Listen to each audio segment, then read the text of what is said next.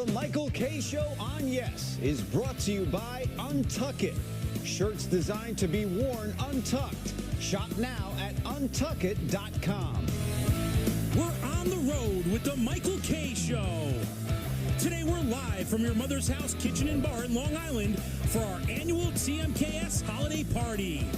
There are many special guests standing by to get you in the festive mood. So without any further ado, let's send it down to the men behind the mics, Michael K., Don LaGreca, and Peter Rosenberg.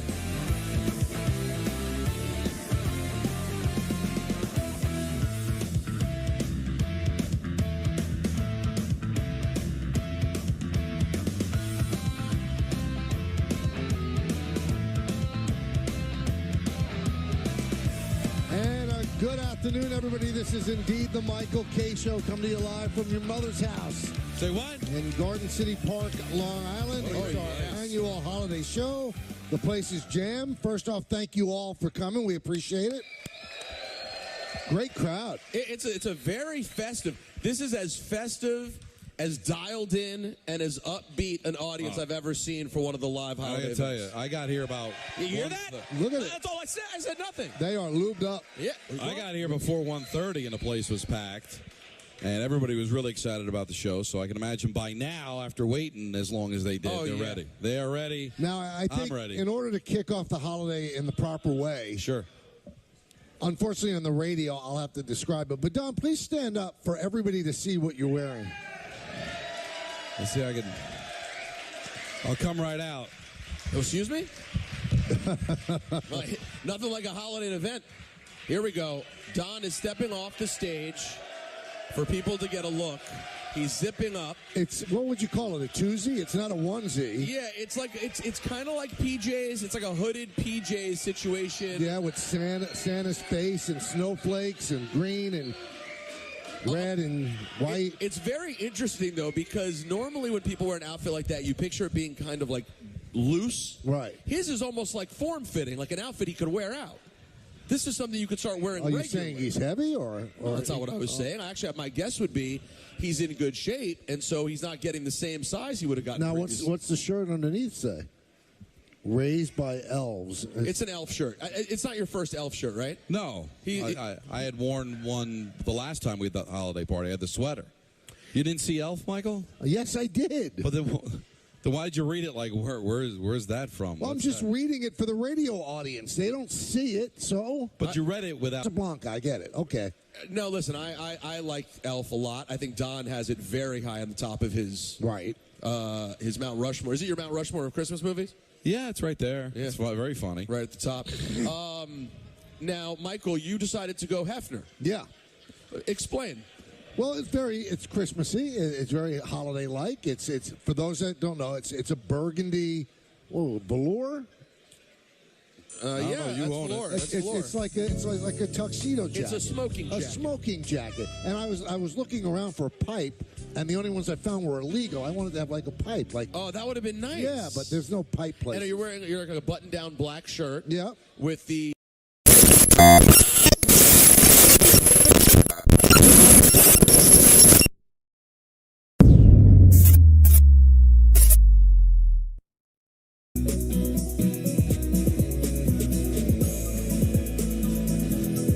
Welcome back to the Michael K. Show at your mother's house in Long Island. You know where Don is right now? At his mother's house? No, he's outside because there's so many people who can't get in. Right. So Don's mingling with the people. Right. Because they're not able to get inside. So he's ignoring a Super Bowl champion that's on the show right now. And it's amazing that you flipped him being a good guy into being a bad guy. You think Amani Toomer is offended that Don's not I think he might be. I might be a little offended. Yeah, see? Because I walked up here, and when I was walking up, I was like trying to make eye contact. We're about to go on. Yeah. Oh, Don Beeline you?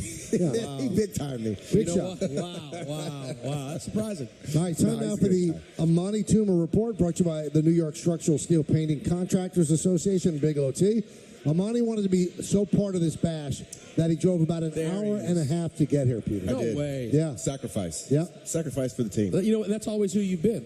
From your days as a player to now being a team player here. Yep. All right, so they went with... Rode your bike, too. They went with they went with Tommy Cutlets. I know. Your thoughts on that? I think that would be very difficult if you're in the locker room and you're really trying to win. If you're trying to make this season be, you don't have many bullets in the gun, so to speak, in terms of how many seasons you have to play in the NFL. So to give one up is a hard thing to do.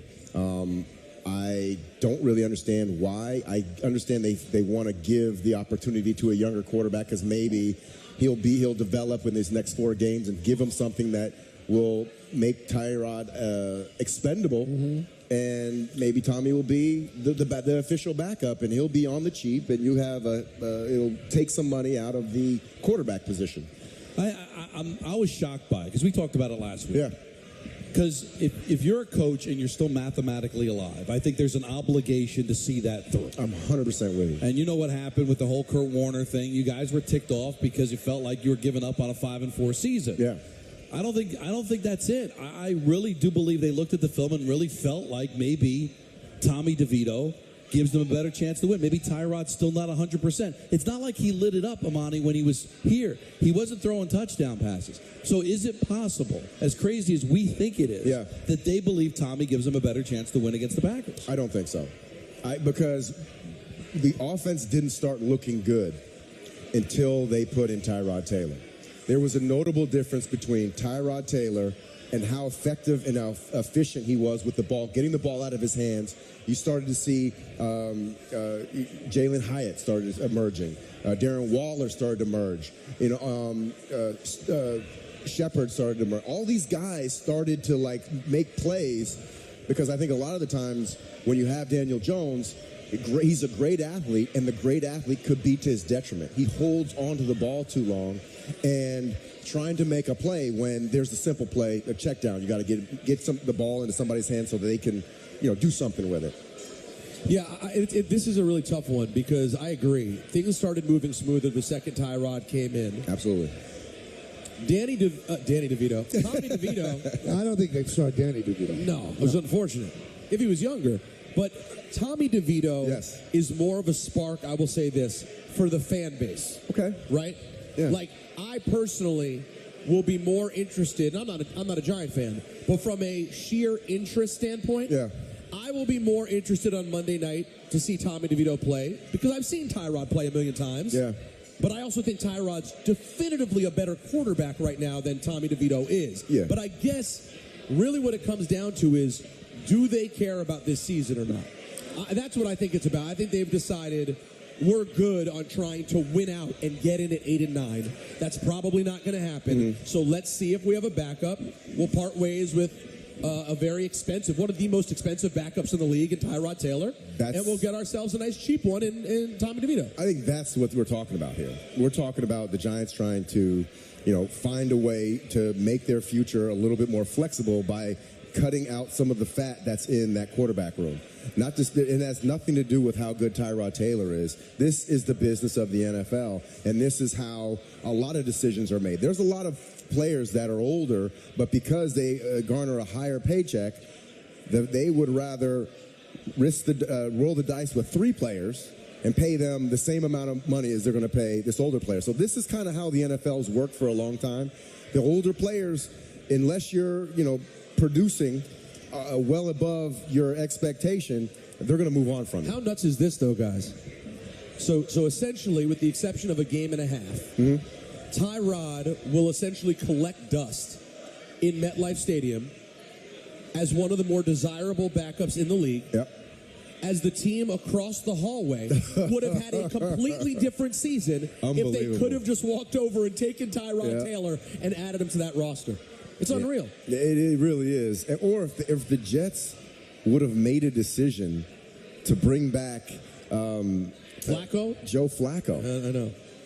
Even Flacco didn't look that bad. I mean, they lost the game to the Rams, but he looked like a quarterback. He looked like a quarterback, yeah. The offense looked like it had a plan to it, a scheme to it. They were trying to get the ball out of their hands. He was making some good throws. This is a guy who hadn't been playing for weeks. All of a sudden, he's in there making throws that we never seen any of the Jets quarterbacks ever since Aaron Rodgers got down, that were able to make a semblance of some kind of offensive scheme for the Cleveland Browns. We are talking with Amani Toomer's weekly segment here on the Michael K. Show. Amani, you're in the building when you do your show. Mm-hmm. Do you sense a rift between Dable and Martindale? They both say no. Well, I don't, but I think, because I've been around a lot of these situations, right. I think I talked about it last week. There is a constant, the offense coordinator and defense coordinator generally don't get along because they're trying to make each other look bad in practice. They're trying to make each other look bad in training camp. And so there's a healthy competition that goes on. It's not a kumbaya type of situation because you're competing against this guy every day in training camp and sometimes even during the season when they go 1v1s. You hated the defense, didn't you? I didn't particularly like the defense. No. Because, like, our defense, everybody thinks about the Giants. Think about the Giants' defense. Even when we won the Super Bowl. Oh, yeah. We did the drive. It was our drive. The offense drove down at the end to win the game. Oh, but the defense won the game. It was the defensive line. It was Strahan. It was Osi. It was Tuck. What about us? What about us? You did it. You obviously did enough to win a Super Bowl. Exactly. So the year I was fortunate enough when I worked at the other station, I covered you guys in '99. Yes. It was like my first beat, so to speak. And that's where I really felt the rift between the offense and the defense existed. Yeah. Do you think it was offense and defense? I kind of got the feeling it was Strahan versus Tiki. I don't know. They were both very famous. They were both very outspoken. They were both alpha males. Do you think that added to the rift between the two units? You think Tiki was an alpha male? Love it. You don't think he was? I love it. Now this is interesting because, just outwardly, he was a personality. He's definitely a personality. He was out front. But, in that locker room, people respected Tiki, no question. But, I don't think he was a guy that was He wasn't trying to be the leader of that locker room. No. He was a guy that everybody's like, okay, that's Tiki. He's good. We'll work with him. So who was the leader of the offense? Was it you? Was it Kerry? Because about '99, we're talking about Ken Graham. I think it was Kerry. Kerry was the guy that everybody rallied around. If Tiki hangs around, do you guys win the Super Bowl the next year? No. How come? Because the offense under Tiki, it was screen to Tiki, hand the ball to Tiki, give him a power, give the power to Tiki, power play to Tiki, and he was such a big part of our offense that he stifled everybody else. Shockey didn't have as great a year. Plexco didn't get the opportunities. He was so effective that he just sucked all the oxygen out of the. Was that on him or was that on Fossil or who was the offense? What was it? No, we're talking about the right, but I'm saying, but you said that. I think it was our team was bad enough to where we tried to do everything just to be decent, and the one person that was the most consistent was Tiki. Giving him the ball, our offensive line could open up holes. We can throw screen plays. I think he caught more passes than me that year because they kept just dropping little screens to him. So it's one of those things where his effectiveness limited the options. Exactly. They just kept going back. You know what they say? The opposite, the antithesis of greatness is very good. And Tiki made our offense good. But when he left, they gave room for everybody else to become great. You mentioned Shockey. Would Eli Manning have become Eli Manning if Shockey stayed around? No, because he's the same way. Shockey was always asking for the ball. He was always very demonstrative. And I think since Eli was a younger guy, I don't say he would kowtow to him, but he was trying to appease the squeaky wheel on our team, and that was Shockey. Right. So when he broke his ankle, and then Eli was able to just read and survey the field, his statistics and his effectiveness just skyrocketed through the entire playoffs. So I think that was a major reason why we won that, because Shockey broke his ankle. When Eli took over for Warner, was there a point where you're playing and the other guy's playing and go, this guy's the number one pick? Oh, my God. We were playing against the Baltimore Ravens, and, he was trying to call out the mic. And, the Baltimore, they have this amoeba-type defense where all the guys come in and out. It's a 3-down defense, so you don't know who the other two are if they're going to insert or they're going to drop back. So he points one guy the mic, And then he kind of stumbles and he goes, no, he's the mic. And then the whole Ravens defense goes, I'm the mic. He doesn't know what he's doing. I'm the mic. And everybody and I started laughing because I thought it was pretty funny. But it was a learning experience. And the one thing you learn about Eli is after that situation, it never happened again. He didn't go in the tank. He just kept on plugging away. And that's what I respect about Eli. I look at Zach Wilson, I see the opposite. Yeah. I don't think that he can handle that embarrassment. No. Well, that's the whole thing, isn't it? Isn't that kind of why we're in this place? Because at some point, and by the way, this is, we love Coach Saleh. Yeah. We have him every Monday, 3 o'clock hour. But one thing that we all agree he dropped the ball on, those Mike Bleepin' White T-shirts. Yeah. Allowing that team to rally around Mike White, that might have been the killer for an already fragile ego. Imagine if you wore like Kurt Bleepin' Warner T-shirts and Eli starting. Yeah, that is so unprofessional. Like, and I heard that happen on the players last year. too. Yeah, I'm saying, but that was so unprofessional for the players because what is that going to do? Right. Like, that's not going to help. You got a young quarterback. You got to get behind him. You're going to go through some ups and downs. You got to get behind. You got to be one of the reasons why he can look at you and be like, okay, you're one of the guys that's going to help me. His receiving core is wearing Mike Wright jerseys. He's out there all by himself. Yeah. Now, there was the leak. We found it out. Yeah. Right? So I always felt the Giants were pretty good at cleaning that kind of stuff up. Yeah. But so as a leader in that room, how do you stop the leak? How do you get everybody to stop talking to reporters and leaking information out? Because it seems like a habit with the Jets now. It's always been very hard, but now with social media where you're like a thumb click away, it makes it even that much more harder. But it makes the team has to be more cohesive. They have to find a way to like really the best teams that I've been on have not been the most talented teams. The best teams I've been on are the teams that are willing to sacrifice for each other and truly care about each other on the field and trust that the person next to them is going to have their back. And if that's not the case, then you really have a fractured. And I don't really know how to garner that, but I know what it looks like when I see it. When you're in a locker room and there's leaks coming out of it, do the players know who's leaking? Yes, you mostly. do. Yeah, they mostly do because who it's leaked by, right? Who hangs out by your locker all the time, who it's leaked by, that will give you an idea of who it is. And there's always that disgruntled player that you're kind of looking side-eyed anyway, right? Who thinks they should be starting when they shouldn't be. Now, Aaron Rodgers tried to turn the tables and blame Diana Rossini, blame the media. Were you like that as a player? Did you get mad at the leaker, or did you get mad at the press for gobbling it up?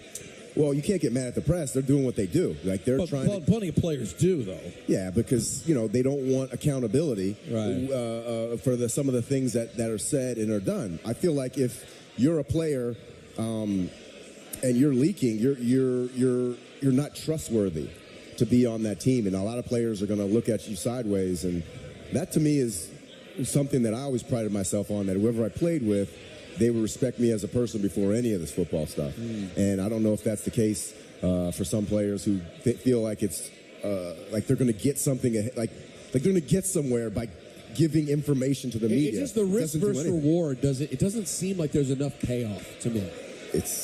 I don't understand why you would do it, because those are the types of things. I always wanted to, when I was done playing, I wanted to be done because I couldn't play anymore. I didn't want to be done because I had a drug problem. I didn't want to be done because I had a drinking problem. I didn't want to be done because I was a bad person. They think I didn't work hard. And all those things just shorten your career. So I would always steer clear from anything that would shorten my career for something silly off the field. Thank you for coming by. Man. Thanks, man. Happy holidays. I like this. Thank you. You like this? You like the Hefner vibe? Yeah, it's an interesting choice.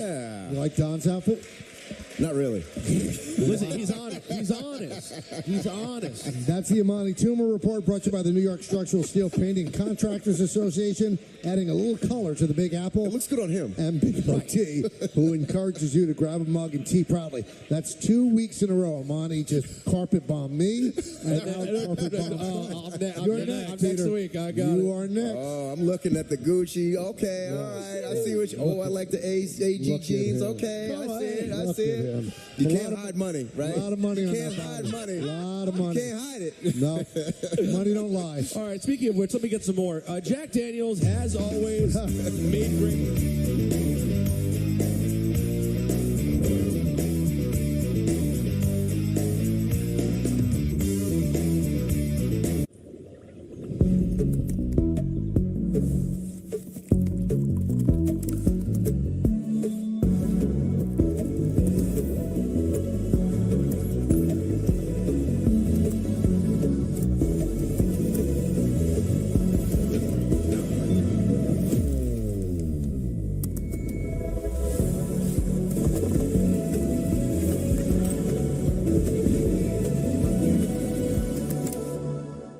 With ButcherBox, you never have to worry about what's for dinner. We deliver grass-fed beef, organic free-range chicken, humanely raised pork, wild-caught seafood, and so much more. Get high-quality meat sourced from trusted partners with free shipping always.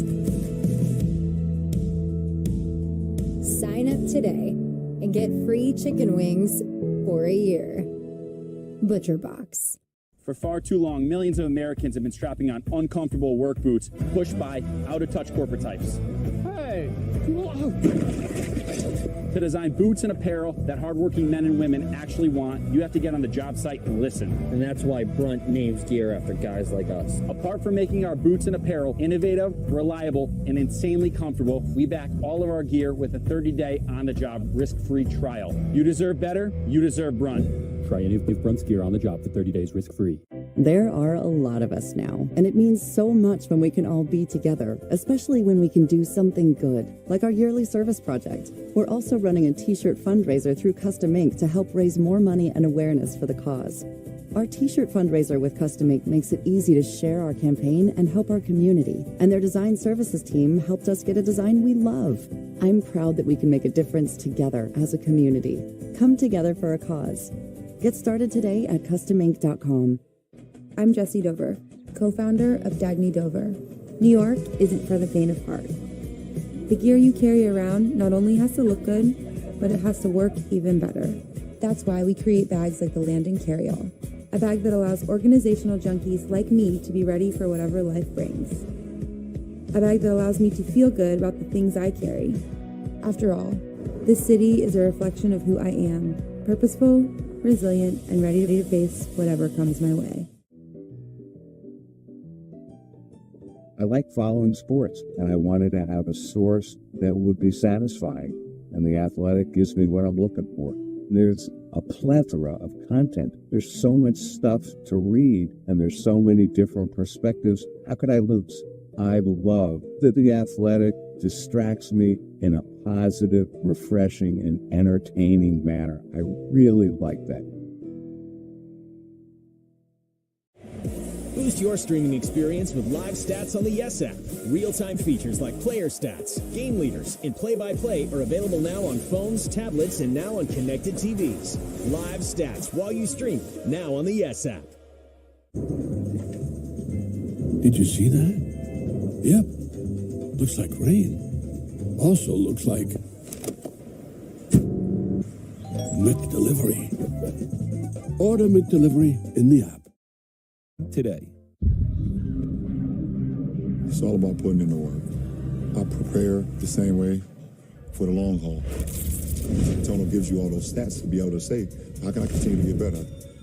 And it starts to challenge you like, okay, you've done this, but now let's challenge you. Let's do this now. It's all about just training your mind, training your body, training your spirit to be as great as you can. Tono, be your strongest.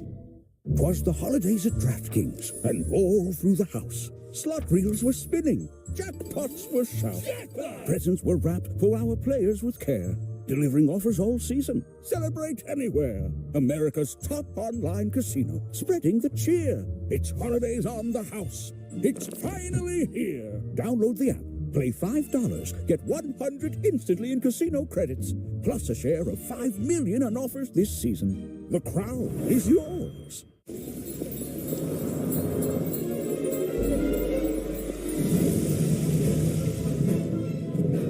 This may look like a holiday shopping showdown, but it's a Nissan sales event ad. Good thing my Rogue has intelligent all-wheel drive. So does my Altima. Now, get 0% APR financing for 36 months on the Rogue Platinum and get up to $1,000 a year in bonus cash on popular models. Better hurry. These offers won't be back in stock. If you watch Yes Network on TV, then you get the Yes app for free. Download the app and experience the game in a whole new way with live stats, pick and play, and Yes rewards. If you get Yes on TV, then you get the Yes app for free. Download now.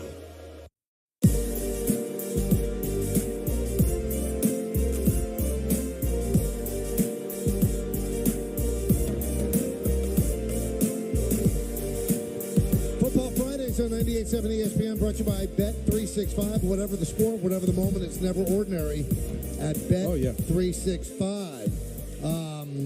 So it looks like the Blue Jays are calling a press conference for 6 o'clock. Could be a coincidence. No, I don't think it is. So you're saying that Shohei Ohtani is going to be a Blue Jay? It looks that way. All right, I got to say, what an AL East you're talking about next year. I mean, I know no one celebrates a division per se, but the Orioles last year obviously took a huge step forward. Yes. The Yankees now, as of yesterday, have made an aggressive step forward, and now the Blue Jays go out. This is feeling very sexy. Now, I thought it was kind of unfair of Michael, although a lot of people agree with Michael. What do they do? That, like, well, what did he win in Anaheim? You brought it up with Joe. Right. So why would their odds go up? And he explained it well, that it's not necessarily it's the public. The Blue Jays are the favorite. It's the public. But it's baseball. So you wouldn't want Mike Trout? Mike Trout's been on that same losing team and hasn't been able to move the needle at all. I understand. What did Alex do in Seattle? What did Alex do in Texas? But the reason that the Blue Jays didn't win last year, for the most part, was they didn't perform in the postseason. And that was against the Twins. They never seemed to do. Right. And their pitching wasn't great. Alek Manoah had a terrible year. We'll see. I mean, it can't hurt them just like Soto can't hurt the Yankees. It's certainly going to, from a pitching standpoint, he can't help this year, but eventually he's going to be able to pitch for them. Right. And they're going to be a very explosive team. And listen, I would not pick the Blue Jays to win just because they got Ohtani, but I think it's not like basketball where you can add that one player and have it move the needle as much. What he did with the Angels, I think, is more of an Angel problem than an Ohtani and Trout problem. Yeah, but one thing about Ohtani, and I'm not saying it's because the Blue Jays got him or if the Dodgers got him, you've got to fashion everything around him. Everything revolves around him. Like, he only pitches once a week. You've got to have 6 starters, not 5. He's on his own program. When he works out, when he takes batting practice, doesn't like to take batting practice on the field. His interpreter is pretty much like his general man. It's an interesting dynamic, but he's so great that you allow it to happen because he's great. And I think every team was willing to make that sacrifice, of course, to get him because he's so great. So I'm driving my daughter to school today, and I'm listening to DPHO and Rothenberg, and DJ Reed of the Jets is on. And he said something that caught my attention about Aaron Rodgers coming back. Listen to this. All right.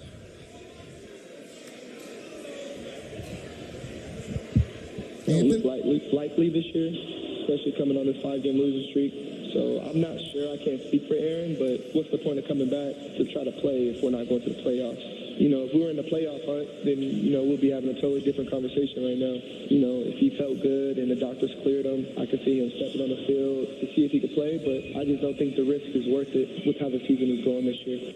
That's a player saying that. That's pretty strong. Obviously, he's not buying into the fact that they're still alive. Well, he said it's very unlikely. He's right. It's very unlikely. If Christmas Eve comes and he's still alive, and they're still technically alive, then you could make a case for him playing.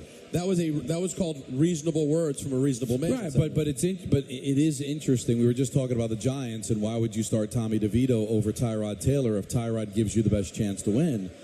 Because coaches and organizations usually want to see it through. Until you get mathematically eliminated, there's still a chance. But in that room, maybe the reason they went with DeVito, Peter, is because they know in that room, listen, we're going to say outwardly that we got a chance, but we know we don't have a chance. We got 2 games against the Eagles, the Packers, the Giants never win on Monday Night Football, and let's act accordingly. I think what DJ Reed is telling you, yeah, they're mathematically alive, and Robert Saleh is going to tell you they're alive, and the players, for the most part, are going to tell you that, but deep down inside that room, they know they're done. How can you lost 5 in a row? All of a sudden, now you're going to turn it around? I appreciate him not wanting to play the reindeer games. No, I think that was pretty honest for a player to say. Really honest. Let's go to a quick call. Chris in Staten Island. Chris. Hey, how you doing, Michael? How's it going? Good. What's up? Doing well. I think the Yankees are going to swoop in and surprise everyone and sign Ohtani. And the reason why is because the Soto deal was just a smokescreen to stop the Red Sox from signing Soto. So the Yankees got Soto. The Yankees need pitching. The Yankees need to keep that connection along with Japan. Hiroki Kuroda, Tanaka, Irabu, Matsui, and now Otani. Well, the Blue Jays just called the press conference. Unless the Yankees swoop in and you know. I like his confidence, though. I mean, that'd be kind of a wrestling thing, right? The Blue Jays call the press conference, and Brian Cashman comes in off the top rope. Rips his shirt off. No, guys, if you're going to do a wrestling reference, make it make sense. The Blue Jays, off the top rope is in a match. This would be the press conference. You're at the Blue Jays press conference. He won't have it. He won't have. The Yankee music plays, and then Cashman walks out. And the podium changes. He slaps the Yankee logo on the podium. See, now we're talking. That would be something. It's easy to dislike him. Am I right? I just wanted to correct on. He's better than that. He was better than off the top. I don't think I am. Not when it comes to that.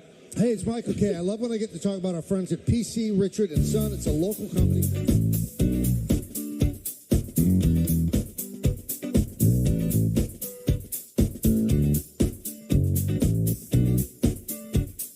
Switch to Square and take charge of your business and your time. Switch to fast setup and even faster checkouts. Switch to making every sale, every way you want, and every way they want too. Switch to one system connecting every tool to every task, even as your business grows. Switch to taking control and taking more free time, whatever that means to you. Make the switch to Square today. Visit square.com to get started. You've heard our story before. In some ways, it's yours. It's the one about rolled up sleeves, measuring twice, cutting once, and building something you're proud to put your name behind. What are we building? A different kind of workwear, inspired by the values of those who put in the work. They're the reason we make boots that feel as good at 6 p.m. as they did at 6 a.m. They're the best you've ever worked in, or we'll take them back. Brunt, the tools you wear. Try us on the job for 30 days risk-free.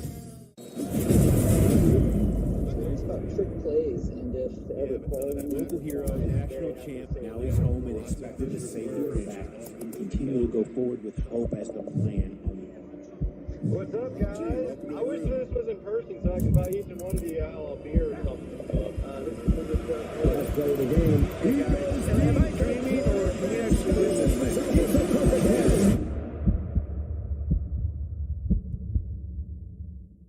With ButcherBox, you never have to worry about what's for dinner.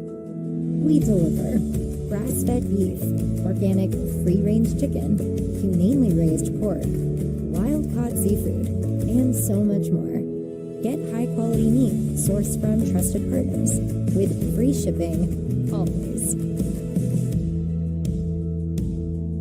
Sign up today and get free chicken wings for a year. ButcherBox. We just signed the lease on our third shop. I guess we're a chain now, right? We've worked so hard to get here. My assistant went to customink.com to get our new uniforms and merch with all the location names. Our custom gear helps him get our brand out into the community. He takes care of all of our custom ink orders. He was able to find great products, upload the new art, and have boxes sent directly to each of the shops. Custom Ink makes it so easy. Get started today at customink.com. You done yet?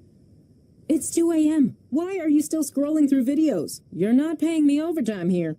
If you really want to see something new, why not change those shades that have been broken for the past 2 years? Let's tap the Thumbtack app, and in a matter of seconds, we'll find a pro to install new shades. Okay. With Thumbtack, you can easily find top-rated professionals for every home project. Thumbtack, the easy way to care for your home. Boost your streaming experience with live stats on the Yes app. Real-time features like player stats, game leaders, and play-by-play are available now on phones, tablets, and now on connected TVs. Live stats while you stream, now on the Yes app. Did you see that? Yep. Looks like rain. Also looks like McDelivery. Order McDelivery in the app. When you support City Harvest, you feed hope, love, and joy. You feed confidence, community, and comfort. You feed health, strength, and spirit. When you support City Harvest, you do more than just provide hundreds of millions of pounds of food to millions of hungry New Yorkers. You feed good. Support us at cityharvest.org.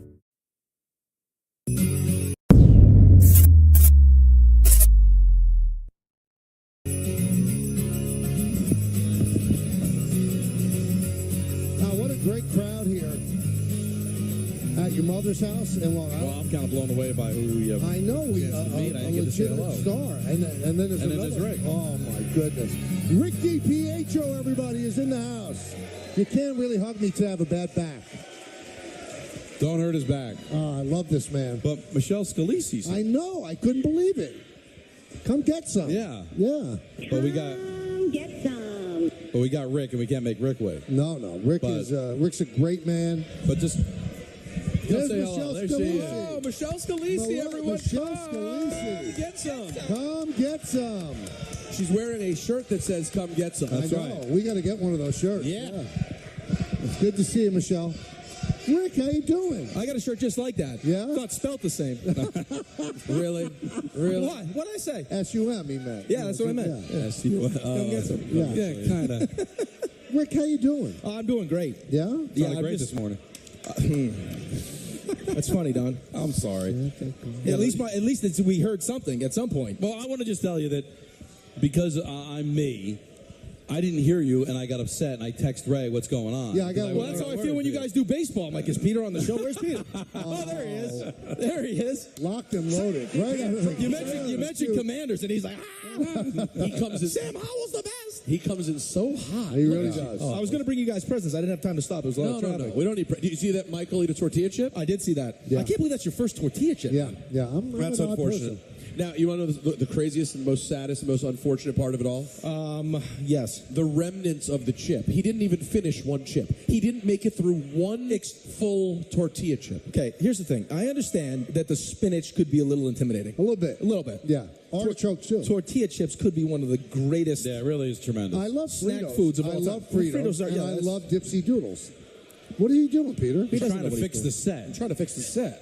How many chances did he get? You know what I mean? Oh. I wasn't the one who did it, guy.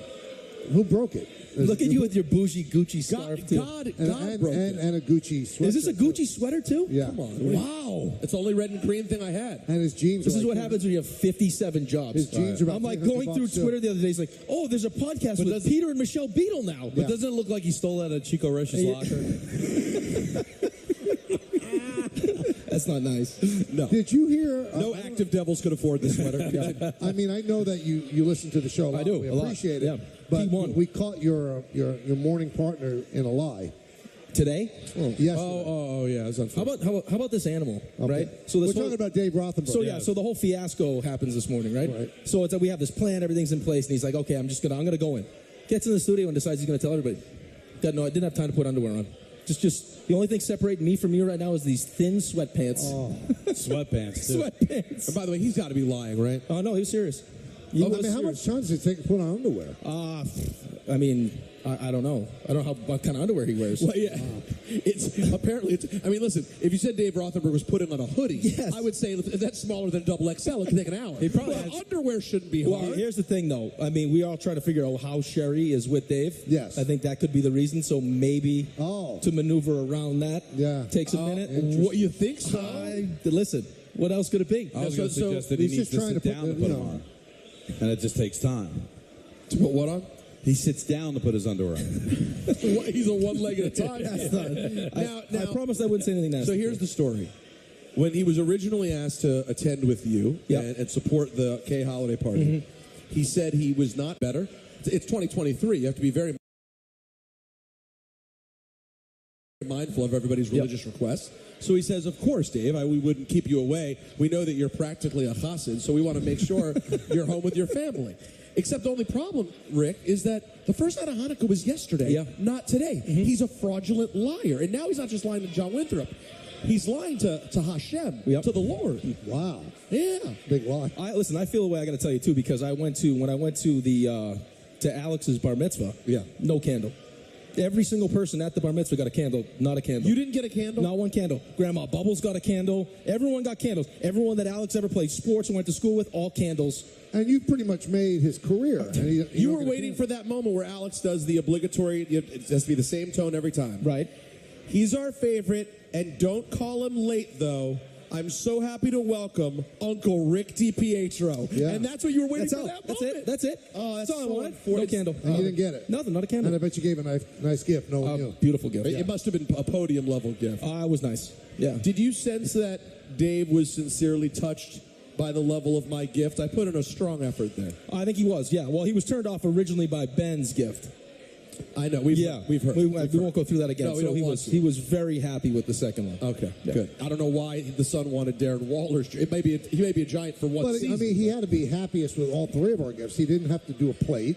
Right. And it was a total profit. Yeah, like and he takes receipts. Like he knows. Yeah. Like he's taking mental notes of what everyone gets. I never got around to. You didn't. You didn't get him a gift? Not yet. No. Oh wow! Come on, I got man. a year, right, Peter?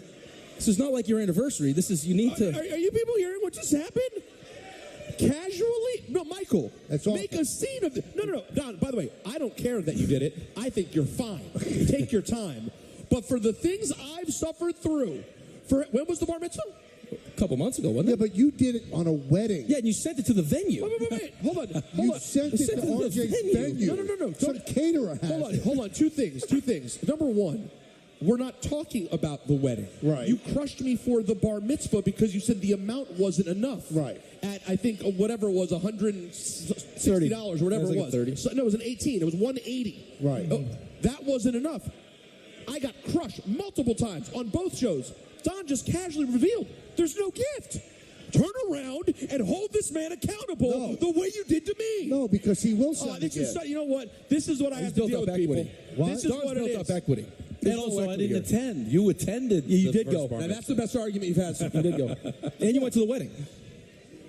And I gave a nice, generous gift You for the sent wedding. it to the venue months It was later. a mistake, Now, okay? let me ask you this, because I mean, when I think of manners, I think of you. Yeah, of course. I believe that if you're invited to a wedding and you don't go, I don't think you're really obligated to give a gift. I still give a gift. But you're not obligated. Well, no, because you're saving the money with the play. As long as you RSVP, no. Yeah. If you say you're going to go and then you don't show up, Then that's you give different. double. No, Then you should give That's double. bad. Does that really I mean, that's... Yeah, that's happened, yeah. That's ill-mannered. Yeah. No, that's the saying you're attending and ghosting on a wedding. I'll tell you what, I didn't get invited to your wedding till the last second with a casual text message. Yeah. A thoughtful casual text. Thoughtful.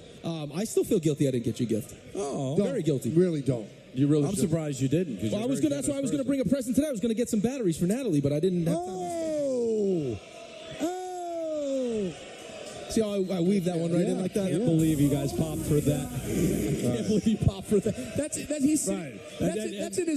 like his. I just flew in and boy are my arms tired. Well, you know what? To simulate the real Peter is AAA. I hate that argument, though. One of those little circle ones? I hate that argument. Like if you went to see the Beatles perform and they played Let It Be, you go, oh, you've done it before. No, it's true. It's a classic. That is his Let It Be. Yeah. Don just crushed you with one. You didn't even hear it. No, What'd you say, Don? Something nasty. So AAA batteries. Yeah, it's a AAA battery, then we narrowed it down to a watch battery. To simulate Peter. Wow. I'm not even part of this. You know what? I'm offended. You should be. Well, let's get some sports takes. Yeah, we should do that. Because you didn't get a chance today. You like the Soto deal? Oh, I love the Soto deal. Yeah? I think they had to do it. You gave up a lot. I mean, let's not pretend like you didn't give up a lot. Right. Thorpe's a stud. You got to also talk about, I know people wanted to kill Brian Cashman. How about this? So I'm on my show, and, like, the reason why this was such an important deal, I think, and why probably Brian Cashman came out swinging it the way he did, right? Protecting himself because they knew they were going to make a big enough deal to shut everybody up. On my show, I'm like, Cashman's a great GM. No, that's not good. He's just good. I'm like, what do you mean he's just good? Like, have you looked at the success? No, they don't care. Should be more success. Fans probably jumped you, right? I don't care. No, they all did. Yeah? No, he's a good GM. I'm like, really? I'm like, you don't think that any owner would sign up to have that kind of sustained success? I have said this on the show that if he got fired, it'd be a short period of time and he would get hired. Yeah. You're a law. Come on. Who cares? I'm not saying that's why you don't fire him. I don't like that as an argument. Well, hold on. But, Donnie, you know this. You've been around sports long enough. Every fan wants to believe that every owner's in it for one thing and one thing only. That's to win a championship. And that couldn't be further from the truth. That is true. There are some that, yes. But there are others. Like, can you imagine having the ability to know every season, this is how much money I'm going to make? I'm in the playoffs every single season, so I can set my books that way, and they are outside of the 82 and 80, and they had to make a move, and they made a great move. Now, and if they get Yamamoto, I'm going to be pissed. Well, we said this yesterday in the show, and I truly believe it. If Steve Cohen has an advantage, you said he has more money and is willing to spend. If he loses Yamamoto because of money, then it's unacceptable. Now, if Yamamoto said, well, I like the condition, I want to go there, there's nothing you could do. But it can't be about money. The Mets can't lose it for money. No, but what I said to Dave was that part of what you just said, yeah, like you got Tanaka and you got Matsui. I can understand that. There's an intrigue to being in the pinstripes. But that's why Steve Cohen, can you afford to take a gap? Like, why are we taking a gap here? Yeah, I don't get it. Like, why are we, we got to, build our brand then. So let's make Mets synonymous with winning. No baseball team should be saying that anyway after you see the Diamondbacks go to the World Series. I mean, when you have Pete Alonso, what could be his last year as a Met, when you have Lindor. You just signed Nimmo, you just signed McNeil. I mean, you're pretty set at almost every position. I mean, and you can go out and get, listen, I'm not saying that you can win a championship next year, but this idea that you're going to be another 100-loss team and we'll just forget about 2024, I don't see that at all. And going after Yamamoto, I think it changed that as well. But now if Toronto does land Ohtani, I would think the Dodgers now become a major player for him. So it's Yankees, Dodgers, Mets. I mean, this is going to drive the price through the roof. Through the roof. I mean, they're talking about what? Getting as much as Cole, right, for Yamamoto. Probably more now. 25 years old. And that was why. Do you think that was why Cashman wanted to get the Soto done deal? Yes. Just to make sure that whoever missed out on Ohtani didn't have a chance? Absolutely. Who else could the Mets pursue pitcher-wise? Oh, there's Snell. I mean, there's other pitchers available. But, you're talking about a guy that's 25 years old that is, I was reading some of his scouting stuff. They said... Has he had Tommy John or no? Michael, do you know? Yamamoto? No. Okay. No. Could be a top 5 at worst, top 10 pitcher in the league this year. They said they haven't seen a Japanese pitcher this ready to transition to Major League Baseball ever. He's that good. And what's Snell, like 30? I think Snell is 30.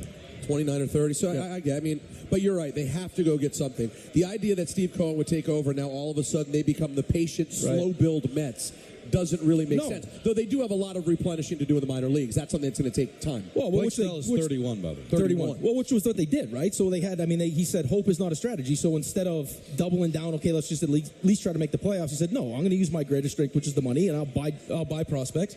So I can understand why he's not willing to trade away prospects. Like, we're not going after Soto, which seems crazy because he's only 25 years old. But he's like, if I'm going to have a seat at the table with him next season when he's a free agent, why would I trade away prospects now? We can't win a World Series now, so I'll wait. That would be my favorite thing of all time, by the way. And you would be devastated. You get 1 year of Soto, trade away 5. It'd be terrible. And then the Mets sign him. Absolutely. Oh, would that be great? Now, Bob Nightingale, I believe this is his legitimate. I have to always make sure. Don't get sports pickled. No. Bob Nightingale of USA Today said Ohtani is not in Toronto. Ohtani is not on a flight to Toronto. Ohtani is home in Southern California. Ooh. I thought it was interesting when. Do you guys hear what Ron Washington said when they asked him about that? And he said, I can't say anything because I don't want to let anything out of the bag. Well, I was at a dinner the other night, and I was told that he believes it's Anaheim. This guy told me he believes it's in Anaheim. Yeah, I guess that they said he's so routine-oriented. Routine free. And they let him do whatever he wants. Whatever he wants. Yeah. So he calls his own hours. Yeah, right. So real quick, when you say he's at home in Anaheim, that means he just went home, or he's been... I'm sure he splits time between Japan and... Right. I would think right now he's not in Anaheim at all. Well, that's what Nightingale said. He's in Anaheim. Well, maybe he's there because he's doing his meetings, though. He's probably about, which is terrible for Major League Baseball, though, too. Well, yeah, but I don't blame him. It's bad on Major League Baseball. I understand, but could you make the argument he's one of the biggest free agents in the history of sports? Absolutely. And did you hear what I said earlier, and Don and Peter disagreed? Signing with Toronto is not great for Major League Baseball. No, signing with the Dodgers would be great for Major League Baseball. Somewhere on the East Coast, Cubs would be great. Yeah, Mets would have been nice. I like the idea that if he signs in Toronto, yes, it's a hit, certainly especially for ratings in America. But him becoming this Canadian superstar, because remember, it's the entire country, there is a cool piece there as well. But now, Jump the Gun Morosi apparently was off. People have been telling us for the last 2 hours he's going to Toronto. Well, my argument... Wait, what happened to the planned press conference? Got me. But what baseball's trying to do, because my argument was hockey's going through the same thing. That it's not great that McDavid's in Edmonton and Matthews is in Toronto. But what's happened since ESPN's got back in the hockey game? You're seeing more Oiler games on national television, more Leaf games. You're trying to be like the NBA, where it's not about the market, it's about the players.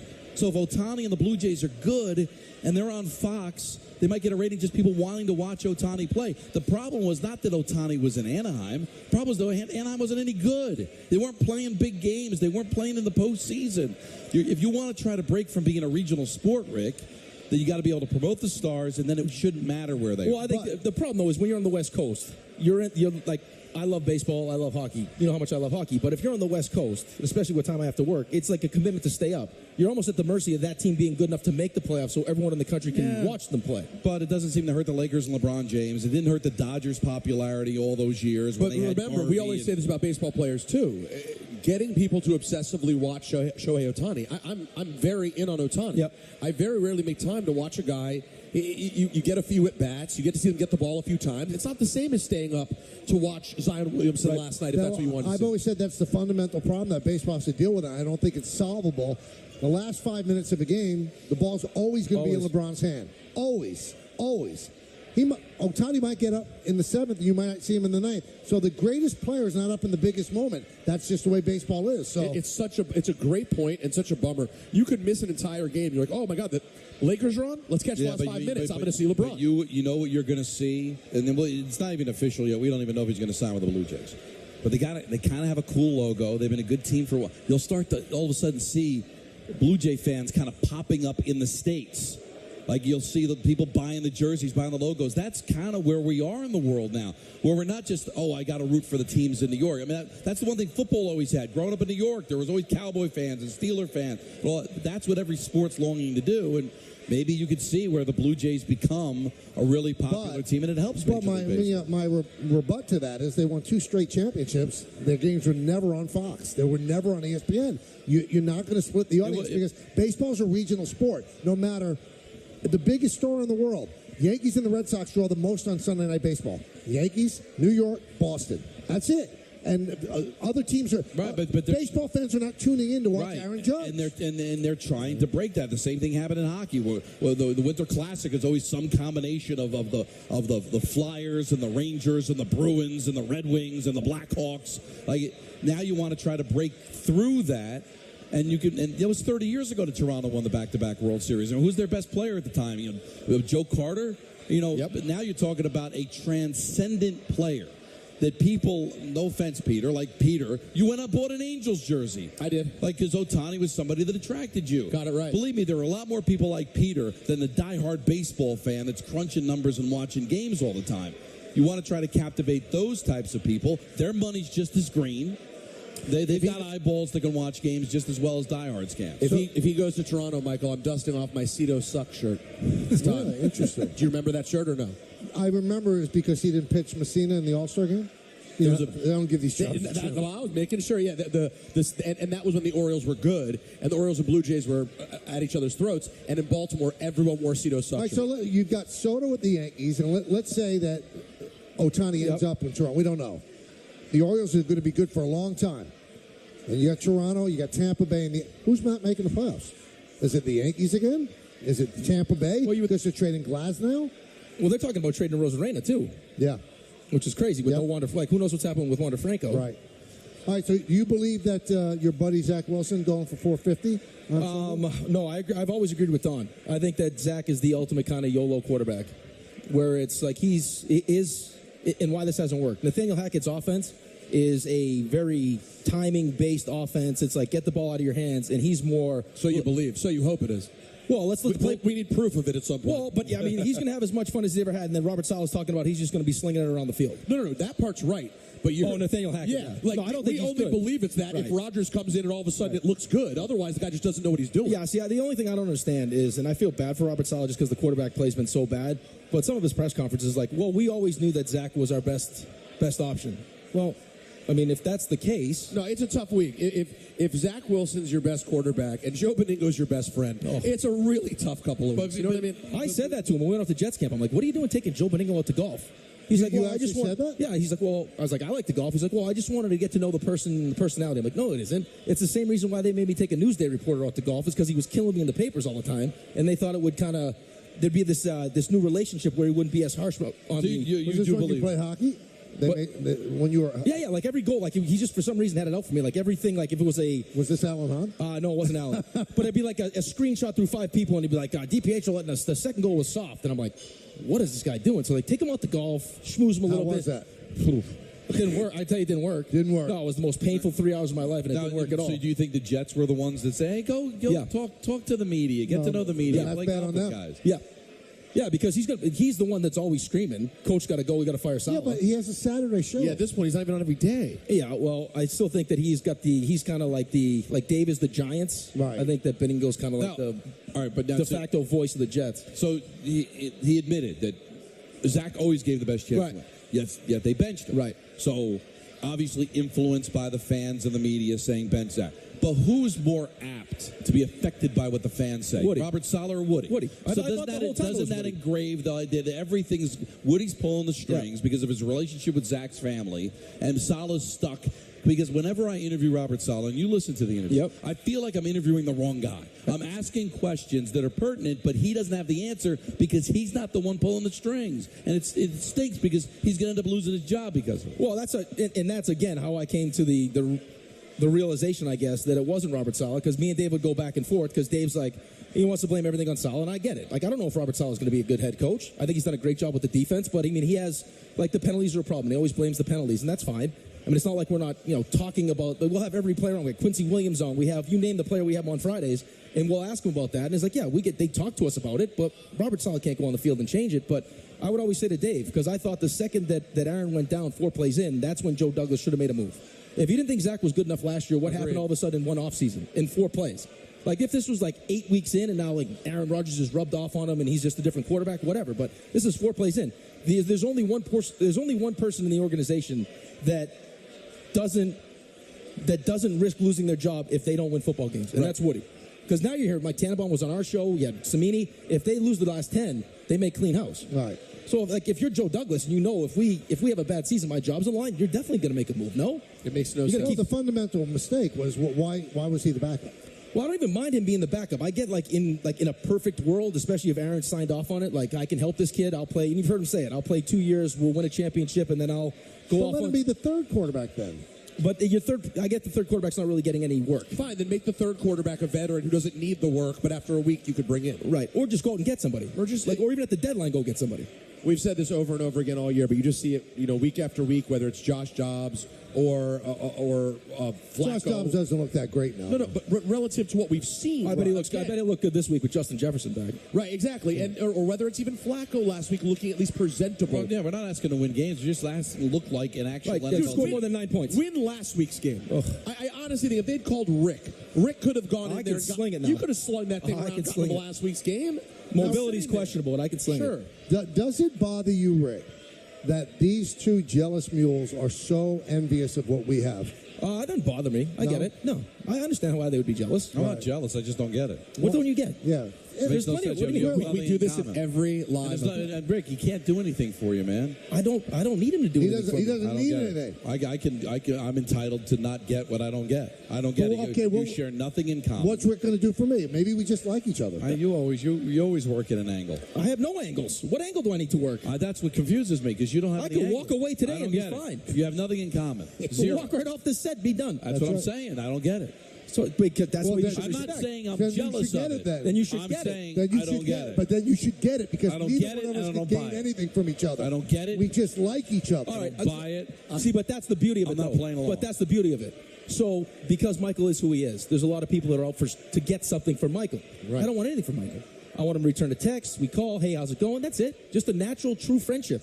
It's what we want. That's what we have. I mean, Rick has been very good to me. He comes to the softball. He texts me all the time. I don't make it into something it's not, like you do. Well, you know what? Because that's what it is. The jealousy's bruising. He's not jealous. The man shows up in a half a onesie and he wonders why. No, I got the full thing. He's a 50-year-old man. It was getting warm because I know how to captivate a crowd. It is hot in here. I'm seeing things I don't want to see. What do you see? There's a lot of action going on. You see it? Yeah, I can see it. A lot of kickboxing. I mean, I don't need it. I like it, but I could sit there and I could doctor. Rick came to my softball. He texted me, Peter. Rick DiPietro text me. I don't do that because we're friends. I don't need to promote it. No. This guy, for whatever reason, feels like he needs to promote it. Strange. Like something could be gained. Of course they're going to get along with each other. They're both millionaires. Oh, right. But what does it matter to the rest of the world? That's right. It doesn't. There are so many millionaires that I despise. It has nothing to do. I'm not a millionaire. Did you see But you wonder why you're hot. It's it's lined in fleece. It's fleece lined. By the way, Michael, did you see? You got the arm in the wrong hole. Michael, did you see the look? Doesn't get much practice. Did you? He's not wrong. On an anniversary. He's not wrong. Get more kids, Peter. Michael, did you see the look of death that Don gave Amani when you said, "Do you like his outfit?" Amani went, "No." Yeah. I looked at Don for the laugh. He was staring darts through because again, they got to kiss up to Michael. They think they're going to get something out of it. They get Didn't he rip me last Amani week? ripped him last week. I mean, this guy's such a hater. You're Josh. It's That's different. your new name. Joking around on the phone is different than joking around in person. Time out for a second. So Amani and Anita challenged Dave and I in pickleball. So now in turn, we want to make it a station thing. We want to challenge you and Don. Well, I have to play pickleball. You play tennis. Yeah, no, I'll be right. What, Don, Don does kickboxing. But Dave could kill over at pickleball. Well, no, he says he's in good shape. He's an excellent ping pong player. He's not. He barely touches toes. I asked him to touch his toes. He can't touch his toes. Did he get the weight down for the bar mitzvah? Yeah. And now it's he up looked again. unbelievable. But now it's up again, right? No, he's still starving Yeah, himself. He's doing good? But he's not fit, though. He's not athletic. I'd say he walks a lot. Why don't you have doctors? Get him some Ozempic. What's he doing? I don't think he's he's already Ozempic. Nah. No, but once he starts eating... He starts going, he's like this. It's a roller coaster. He'll go down like 500 calories, get skinny, and then he'll kind of But that Ozempic doesn't help you with that. It's the same thing. No, but Ozempic will not make you want to eat. You're not hungry. You're not hungry. Right, but he has to stay on it permanently. Good. He needs that. All We're right. being yelled at. Omaha Steaks, a proud supporter of the Michael K. Holiday Party. Visit omahasteaks.com.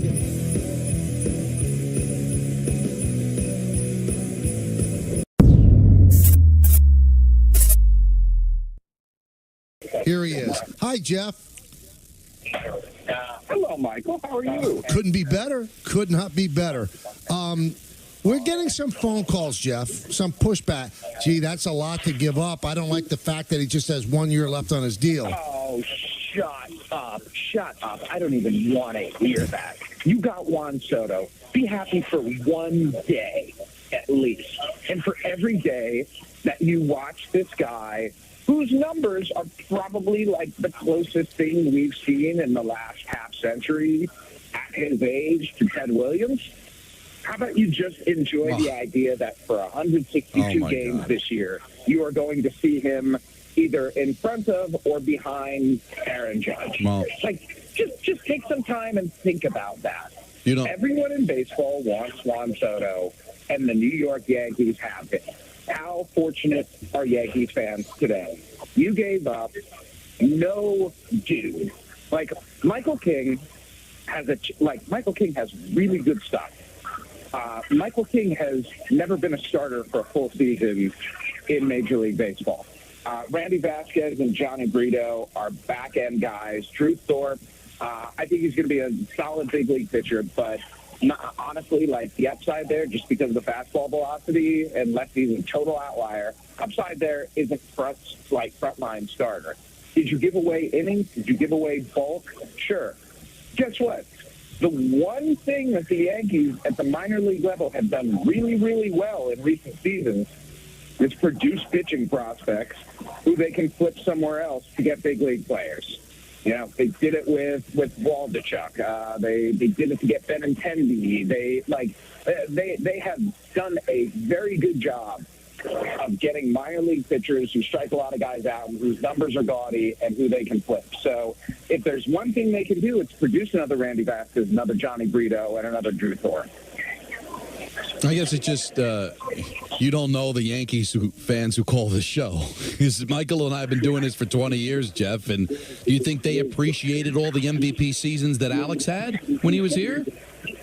When he didn't win the championship until 2009? No, they want to see the chip. I agree with you, man. You should be able to enjoy having some of the best players in baseball assembled, but you know this fan base, or maybe you don't, that unless they win a championship at the end, they're going to look at the year as a complete waste of time. Yeah, that's totally fair. And let me tell you, fans, Juan Soto is going to bring you closer to a championship than any of the players or the players in aggregate who were traded will ever bring you to a championship. And beyond that, you get a year to try and convince him to stick around and become a New York Yankee for the rest of his career and to go into the Hall of Fame with the New York Yankees logo on his cap. And to win another championship because, by the way, he has won a championship. To win another championship and bring it back to New York for the first time in a decade and a half. And you know what? If I have the opportunity for all of those things, yes, I am not discounting that the price was heavy, right? I think A.J. Preller, the Padres general manager, did a really good job in this trade. He addressed, significant needs that he had, and he did so while shedding money. But he also gave up the best player in the deal. And let me tell you guys, most of the time, the team that gets the best player in the deal gets the better end of the deal. So let's move ahead a year. Again, it's not the Yankees' concern. They'll take him for 1 year and deal from there. But do you think that Boris will look at what Ohtani gets and use that as a benchmark for what Soto is going to start at? No, I think what Ohtani's going to get is probably going to be even too high for Soto to even consider. Now, if Soto comes out and puts up an MVP-type season and everybody in New York absolutely falls in love with him and he looks like the prototypical Yankee, the guy around whom you want to build this next championship team, and he's hitting free agency guys at 26 years old, that's the big factor why Scott Boras could say, you know what, Ohtani was out there at 29. He was going into his age 30 season. Juan Soto is as young of a free agent as we've seen since Alex Rodriguez. And Alex Rodriguez, remember, doubled the salary structure when he was in it. Like, the highest contract before that was $126 million. He got $252 million.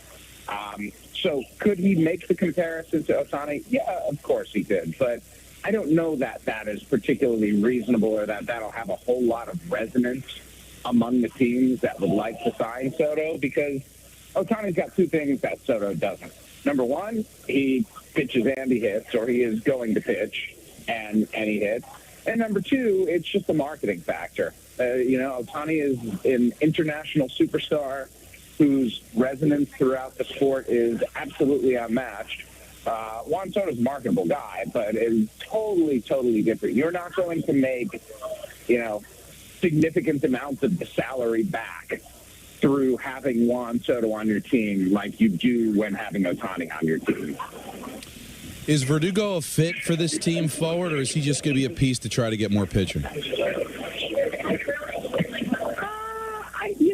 I don't anticipate him being flipped.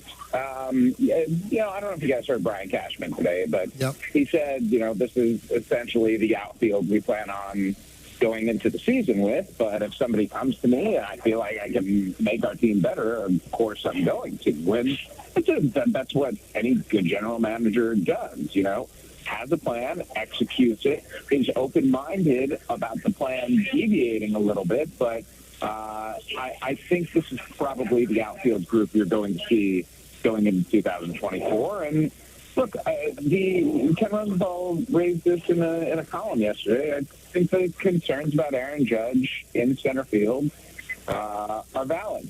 Not because of the quality of his play out there, but I'm at the airport now in Nashville and just ran into a big league outfielder who played both center and the corners for a decade and a half. And I asked him, the Judge thing came right up, and I asked him how much harder is it to play center field. And he said there's just so much more running. Like, it's the sort of thing, he said, where I hope that Aaron invests in his body and in his training the same way that LeBron does. Making that an extreme priority because, we're talking about, 3-4 months at minimum where he's going to play center field before Jason Dominguez comes back. Aaron Judge, size-wise, Aaron Judge and LeBron James are actually pretty damn similar. They're both big, not just tall, but they're big-bodied, big-shouldered, incredibly strong men. And that sort of thing, carrying that over, the 100-plus games he's likely to play in center field is a really difficult thing to do without breaking down and while maintaining your offensive prowess at the plate. Here's what I'm not able to process, Jeff. because I have not heard. There's some bad things that you hear about Verdugo in Boston. I heard that Cora is thrilled that he was traded.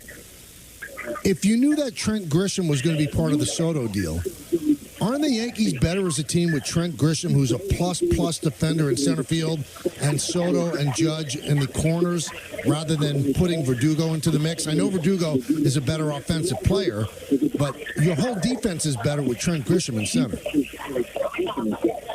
Yeah, I think, that's not an unreasonable argument. There was also the possibility that the Soto trade doesn't get done. So, right. Bird in hand is a reasonable thing to consider, and you can flip Verdugo eventually if it comes to that. And I think one point that's gotten a little bit lost in all of the excitement over the deal is the timing of it. I think Brian Cashman's gotten worn out a lot on, from fans on this program everywhere in the media over the last year or so. I think him getting Soto right now was absolutely brilliant. And let me tell you why. Beyond the obvious, yes, of course it's brilliant to get Juan Soto, but when he got him, I think in the next, 4 or 5 days, we're going to know where Shohei Ohtani's landing. And if the Toronto Blue Jays don't get Ohtani, if the Chicago Cubs don't get Ohtani, if the Los Angeles Angels don't get Ohtani, all of these teams, maybe less the Angels because they just don't have the prospects, but especially the Cubs and the Blue Jays, they were all going to be in on Soto. And there was Giants, throw them into the mix. There was a very reasonable thought that one of these teams could come in if Brian Cashman was driving a hard bargain and wasn't willing to give up the pieces that he did, that another team could have come in and just straight up stolen Soto. And so I think it was important to get it done while they did, and I think the price was as hefty as fans think it is, because Cashman understood that if he waits around and tries to drive a hard bargain, there's a realistic possibility, even if the Yankees did match up better with the Padres than any other team, that he was going to lose the player. And this is a player you just don't lose when he's within your grasp. What did you make, Jeff, of Dave Roberts openly talking about the fact that they spoke to Ohtani? Does that mean they're getting him, or do they know they're out? Oh, I think it means he screwed up and wasn't supposed to say anything. Wow. How does that happen? I mean, I say dumb things all the time, like all of us do, whether it's a brain fart or poor communication, between the front office and the manager, or a messaging error, whatever it is, it was said. But here's the thing. It should not be a big deal. I'm sorry, but I understand that Ohtani wants things to be secretive. I get that. Either him or his agents, or maybe some combination of the two. I get their desire to keep things quiet. But the notion that teams either have to lie or obfuscate or essentially take away from what should be a celebration of a free agency, what should be an opportunity for not just Ohtani, but for the entire sport to rally around it. I was on with Pat McAfee earlier today, and I said it could be something very simple. If Ohtani goes to Los Angeles and takes a picture outside of the stadium and puts it on Instagram, what's the reaction going to be? And Pat said it would be on our show. Would be on our show every day. One little picture with a stupid caption, and everybody is going to be speculating beyond what they are, because the conversation would permeate just baseball. Right now, it's a pretty baseball-centric conversation, and instead of celebrating Ohtani and celebrating the game and celebrating this free agency, we're talking about a manager saying a fact. And a very benign fact at that. And that is just so self-defeating, guys, and so backward and so antithetical to what baseball should be doing right now.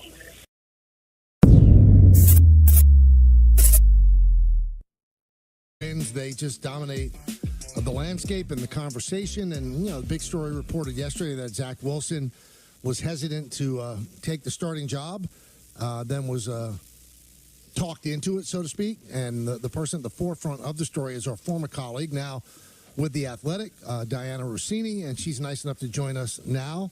Diana, it's Michael, Don, and Peter. How you doing? Hi, guys. How's everyone doing? It's been a while since I talked to you guys. Yeah, a lot has gone on. But, I used to be a reporter, Diana, and when I had a story cold and then somebody came out and said it wasn't true, it just infuriated me. So Aaron Rodgers kind of saying that, he never spoke to Zach or anything like that. What's your whole take on the Jets' response to what you reported yesterday?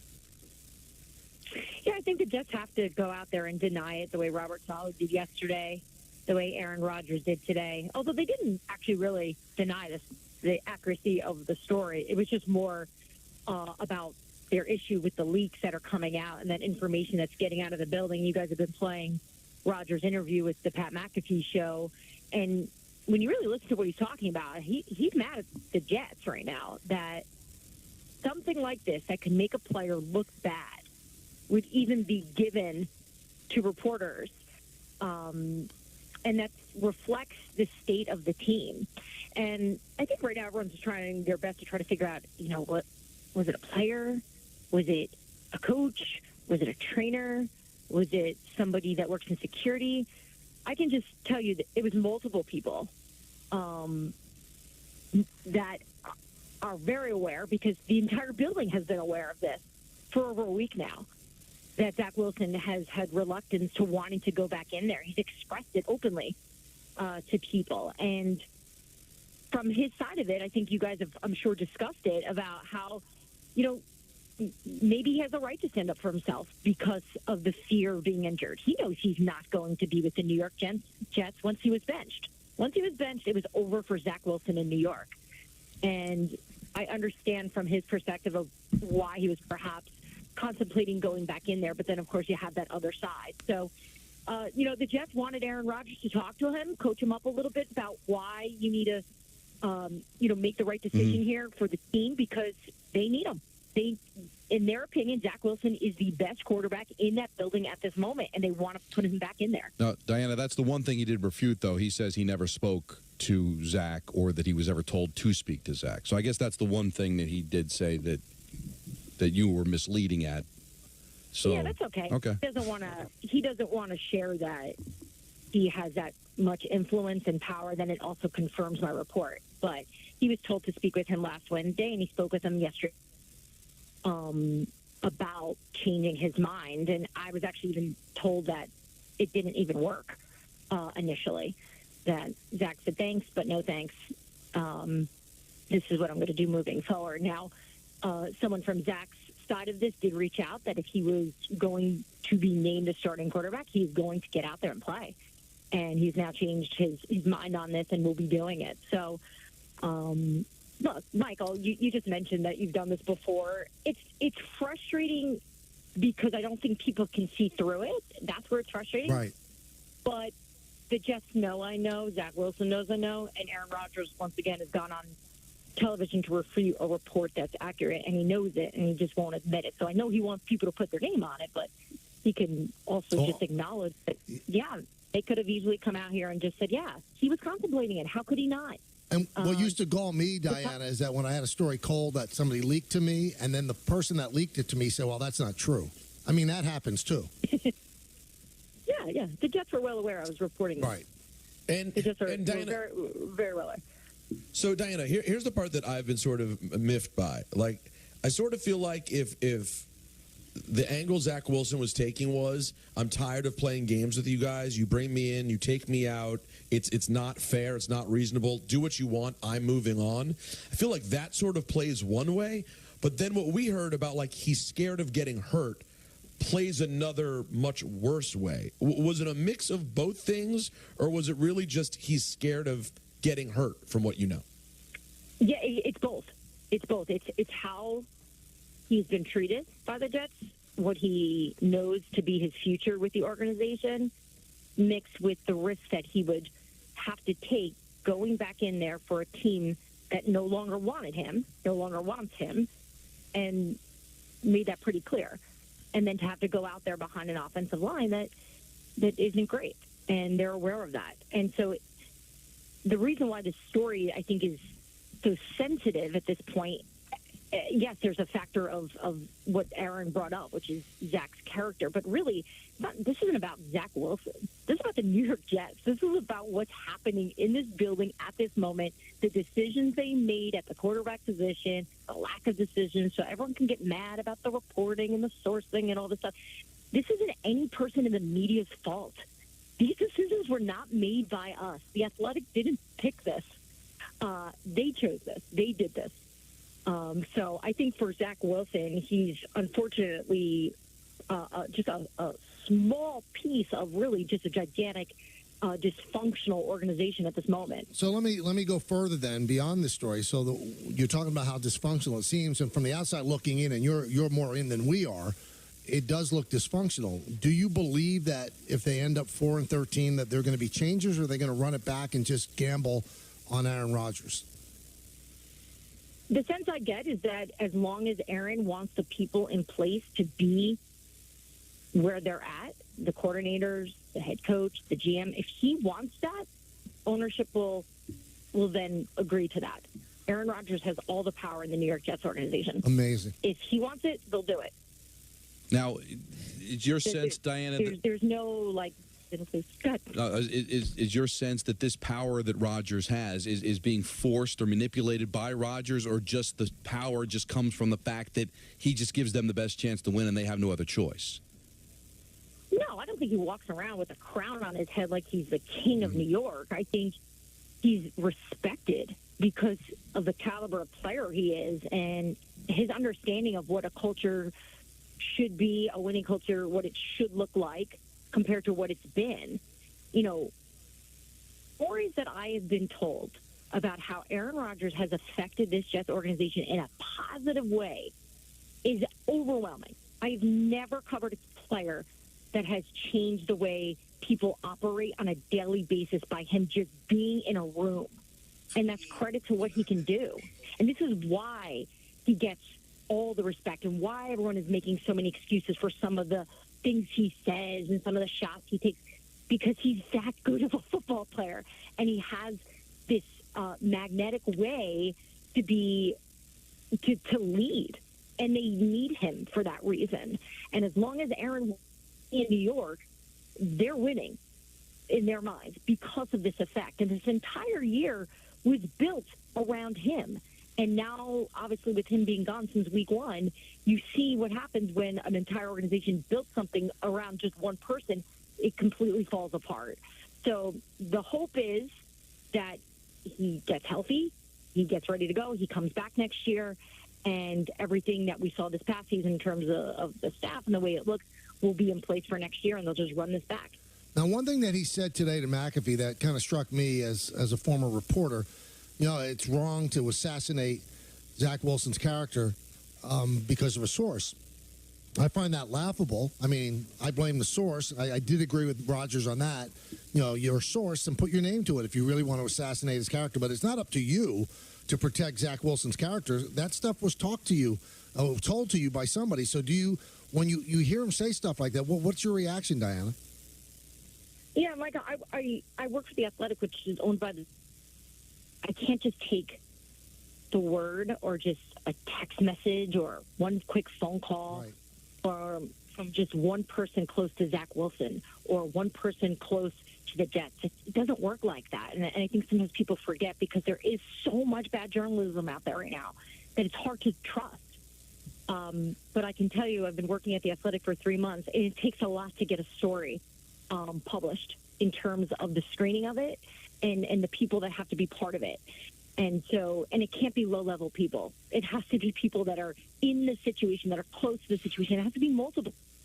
And that's why I stand by my reporting, because, as you know, when you have all the information and all the main players are aware of it, all I can do is just report what I know, and that's what I've done. And, look, the Jets have to do what they have to do to clean this up, because it looks bad right now as they're trying to just get through this regular season so they can just get to next year.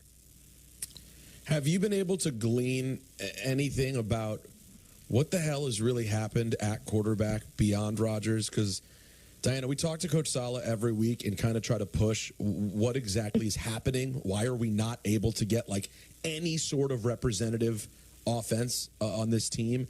What do you understand about what's happened at the quarterback position throughout the year? They're just struggling in general with having someone step into the role and play at a high level. Why didn't they go get Joe Flacco? I don't know. Right. They never even reached out to him. There were a lot of different reasons for why they didn't go to certain players, and I don't know what they all are. I don't know who had all the say in all of this, but it made this mess. You know, going back to before the trade deadline, why aren't the Jets trading? Well, it's from the business side of it. At the time, hey, you know, maybe they just don't want to give up they don't want to give up anything knowing Aaron's coming back. They don't want to have to pay another guy. And I was buying it because it was like, okay, well, you guys know your books better than I do. This would make sense. But we saw what happened after that because there is a need at the quarterback spot. And Zach Wilson wasn't the answer then. He's not the answer now. He's not going to be the answer this weekend if they name him the starter. It's been known. And they really, in my opinion, I don't know this. This is just my opinion.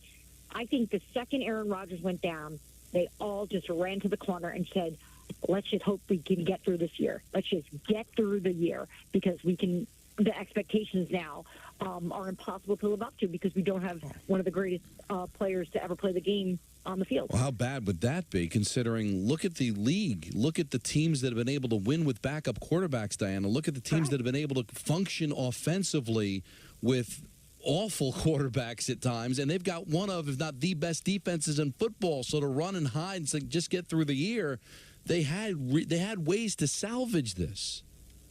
We saw it last night. We saw it with the Bengals. Joe Burrow is not out there, and the Bengals are winning. I covered the Cleveland Browns. I cover all the teams, but I talked to the Browns a lot. 4 different quarterbacks they've been able to put together, and they have a great defense too, just like the New York Jets. Mm-hmm. And I can tell you, the culture there is not, oh, we don't have a quarterback. The culture is, we got to just keep winning. We got to win. Let's just keep winning. And you know, all around the league you're seeing it, and it's hard. It is hard. You feel for these guys. I think we all feel for the Jets situation, knowing how excited they were and what they did to get Aaron Rodgers in the building. So to see that the way this has looked, and Aaron said it on the Pat McAfee show, this has been a horrible year, and you felt it when he said it, because this is not what they were hoping for, and the fact that this team has looked as bad as it has after Aaron Rodgers went down, you know, I think that's the reason why we're seeing so much of, I guess, the ugliness and the blemish has really come out. We appreciate you coming on. I know you got to pick up the kids. Love talking to you. How do you know that? Because I know these things. You know, I got a source. Peter can't keep his mouth shut. You know, reading my text messages on the air. Yeah, it sounds like another talk show host in town. Yeah, that happens in New York. But thank you for coming on. I love you. Of course. And happy holidays. Yes, happy holidays. So that's Diana Rossetti. One thing, I think she got a call. What she said, The Athletic is owned by the New York Times. Right. That got lost. Right. So the New York Times, I think you have to have like 2 or 3 well-placed sources. You have to tell the editors exactly who the source is before it can run. So it's not like you could get, Bernie the janitor told you that this is what it has to be somebody that's deemed a high-ranking person in order to run with it. So I think the Jets are just trying to put a spin on this, guys. Yeah, and you know what? Rodgers is smart in the sense that there is so much bad media out there, as Diana said, that it's easy to kind of poke holes in any story, not realizing how vetted some of these stories are by professional organizations like The Athletic. So you have so many blogs and even radio stations and newspapers that don't vet these stories, and bad things end up happening through that.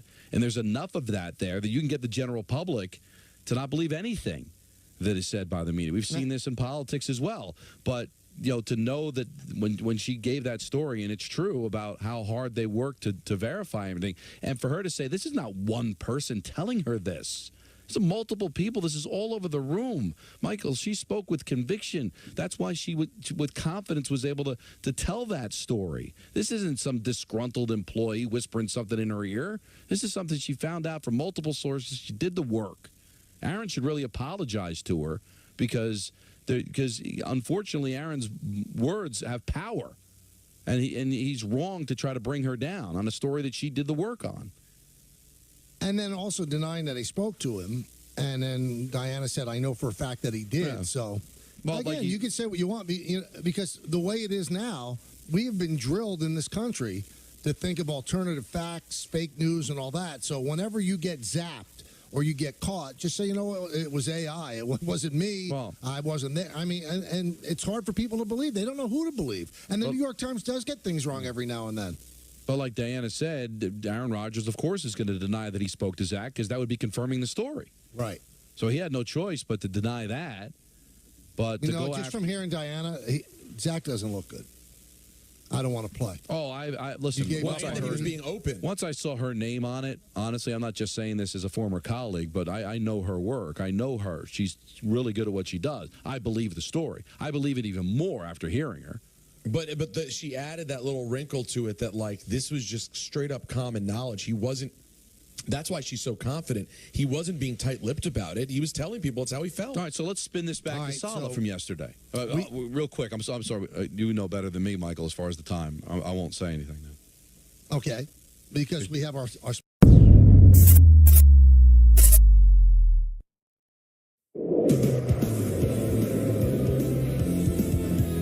Welcome back to the Michael K. Show, 98.7 ESPN, and of course, watching us around the country on the Yes Network. I've mentioned the film in the last several months that I was excited about it, and now it is finally coming out Friday, December 22nd, just in time for the holidays. The Iron Claw. It is a story. To say it's a story about pro wrestling, I think undersells it. It is a story about pro wrestling, but it's a story about America, relationships between fathers and sons, brothers, tragedy, triumph. It has a lot. And we're joined by two of the stars of the film, the man who plays Kerry Von Erich, Jeremy Allen White, and Kevin Von Erich, Zac Efron. How are you guys doing today? Feeling good, man. Great.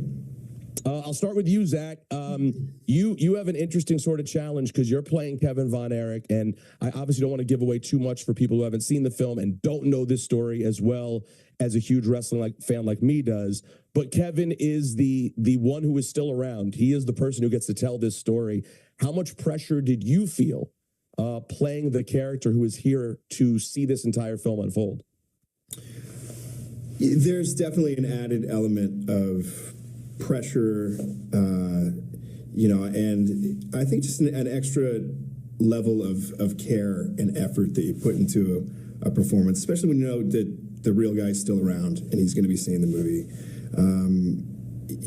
I wanted to portray him accurately and, to the best of my abilities, be able to inhabit him. But there's definitely a fine line where you want to make the performance somewhat original and be able to have a good arc. And part of that is making it your own, so to speak. So it's a fine line, but I gave everything I had to portraying. A lot of it was the physicality, I think, for these characters. And that's the physicality part I want to get into because that's crazy. One more thing I want to ask you about Kevin. One thing I loved about this film, and you can correct me if I'm speaking out of school here and you think I'm wrong, but I've never met Kevin, but from the stories I've heard throughout the years, obviously he lived a really interesting life. He went off to Hawaii and kind of found his own way, but he's always described as his own kind of cat. You know what I mean? He definitely seems unique.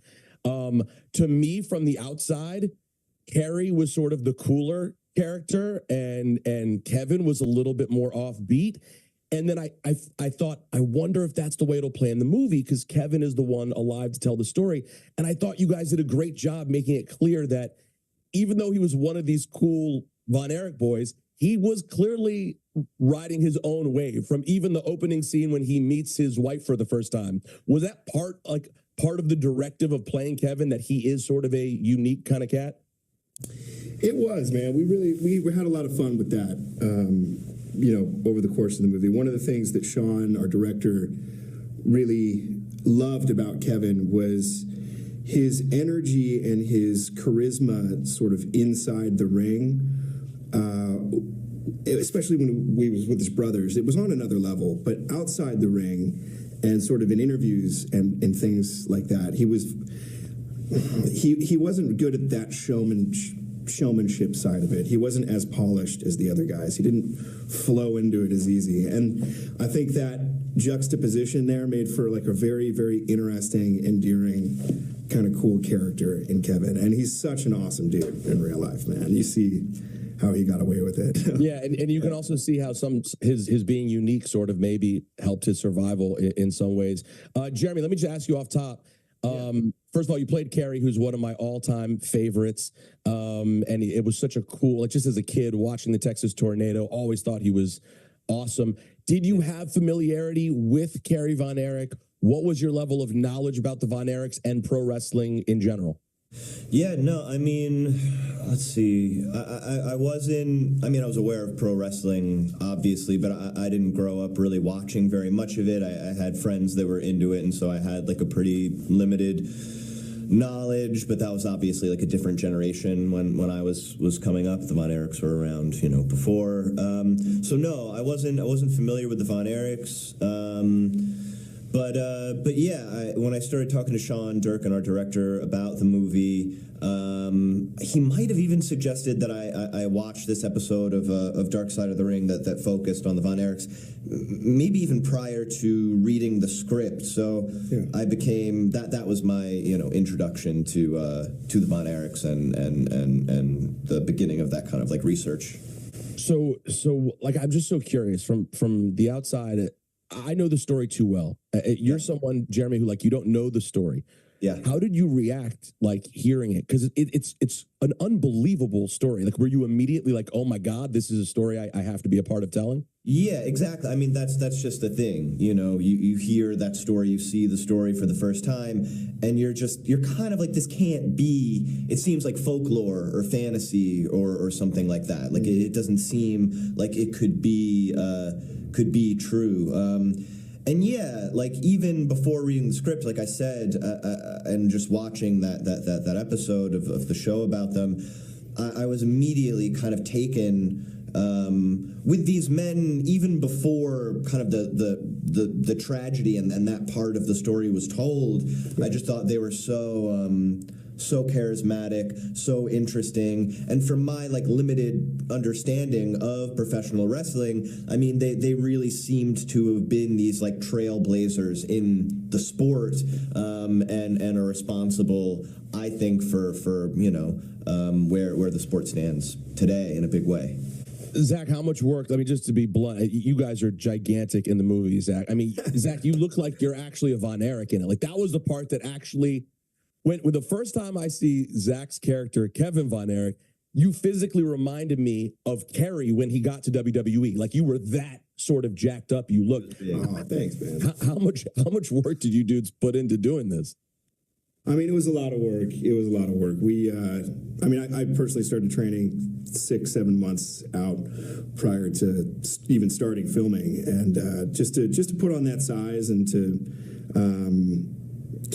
commit to that level of training. But that, I mean, right sort of out the gate, as soon as we started filming, we watched so much footage on the Von Erichs. We had every clip, every sort of fight that was available to us, and we were able to go through them kind of with a fine-tooth comb and really pick out different physicalities and things that these guys did that were so cool inside the ring. Like Jeremy was saying, they really did kind of revolutionize wrestling in that era and took it to a whole different level. So I was grateful for every moment we spent training. I think that informed a lot of the performance, and I was grateful that these guys had left so much behind for us to work on and to watch and to kind of perfect. Anything surprising about the level of the pain of just running the ropes or taking a basic back bump? Like I have to imagine that was it's crazy. That stuff is pain. Just that simple stuff. Like I had no idea. The first time I stepped into the ring was in LA with Chavo, like maybe a month before we all went to Baton Rouge where we shot the film to start training.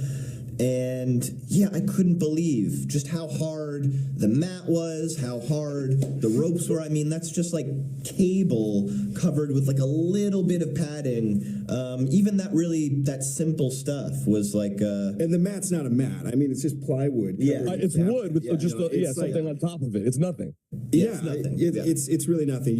There's definitely a quick learning curve. To take bumps and to fall into that mat and hitting those ropes, all of those things were incredibly challenging, but really kind of rewarding when we got through it. It's fun because when you're in it, like when we were filming those like longer takes of those scenes on the day, you don't feel. I mean, like your adrenaline is going. You're so excited to be there. We've been training for so long, so yeah, you don't feel it in the moment, but yeah, the next day you definitely feel it the next day. We got a lot of bruises and scrapes. Also another thing we did is we shot all the matches sort of from walkout to jumping in the ring to we'd shoot the whole match, and all the moves, 10, 15 minute long matches in their entirety without cutting. So we made it as real as possible. I am the ultimate skeptic on seeing stuff like this, and I literally wanted to one day produce a story about them. That's how personal it was with me. I was so ready to hate on this film. I had everything juiced up. Even the way the sportatorium looks. Sean did an amazing job. You guys did an amazing job. I'm told you have to go. I want to show you one thing on your way out that I think you'll get a kick out of. Yeah. I'm a bit of a nerd when it comes to my number one thing that I collect is vintage T-shirts. So I thought you guys would appreciate this. Kerry Von Erich is number one T-shirt from like the that's early. Unreal, man. that's from the early '80s. This is a little bit later when he was more, he was getting to big time Dallas Kerry, and then of course maybe my most prized when he made it to WWE eventually. As the Texas Tornado. Baby. Dude, those are sick, man. Well done. They cost a little bit. Guys, December 22nd, the film is out, The Iron Claw. Go see it with your family. You'll love it. Thank you guys for making time and congrats. Thank you so much. Appreciate you, man. Nice talking to you.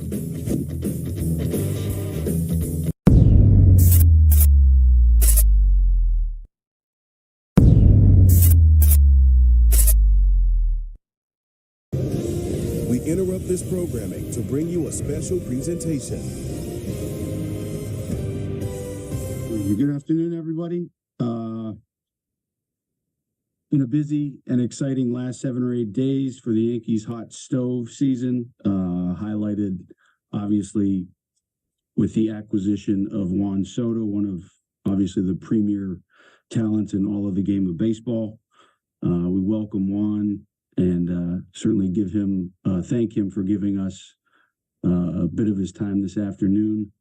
Before we start, obviously want to recognize Scott Boris, Juan's agent and representative. Scott, good to see you as always. Thanks for taking the time.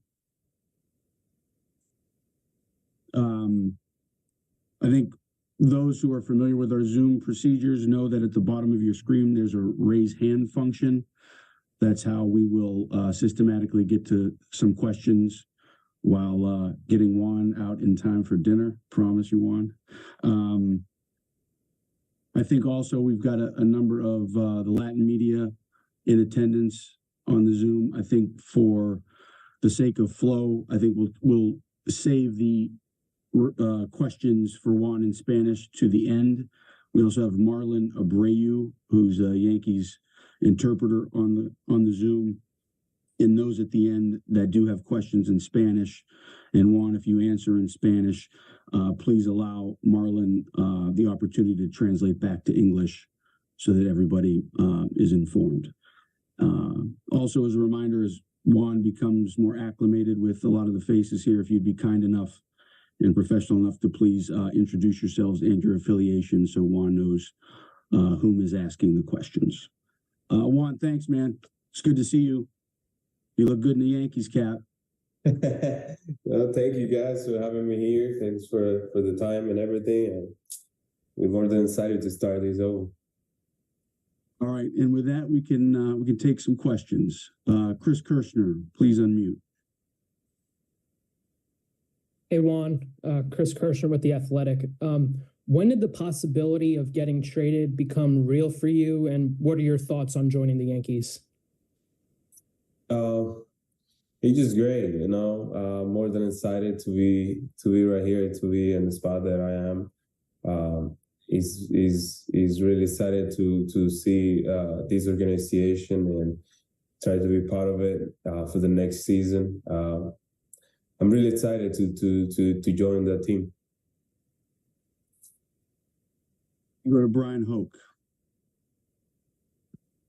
Hey, Juan, Brian Hoke with MLB.com. You mentioned this season. Are you open to discussing an extension with the Yankees, and what are your priorities when that time does come? My priorities right now is just get to know the team, get to know the guys, right? Really. For me, I going to the team, to New York, to Tampa, whatever I'm going to meet those guys and try to get a good relationship and try to really stick together, get to know those guys and push and try to get the same goal as they want. You know, that's what my main thing is right now. About any contract and stuff, they know where to call and who to talk to. I'm here just to play baseball and try to keep concentrated and play baseball. Joyce, please unmute. Hey, Juan, this is Greg Joyce from the New York Post. I'm curious what your thoughts are on sharing an outfield with Aaron Judge. Sorry, can you say it again? What are your thoughts on sharing an outfield with Aaron Judge?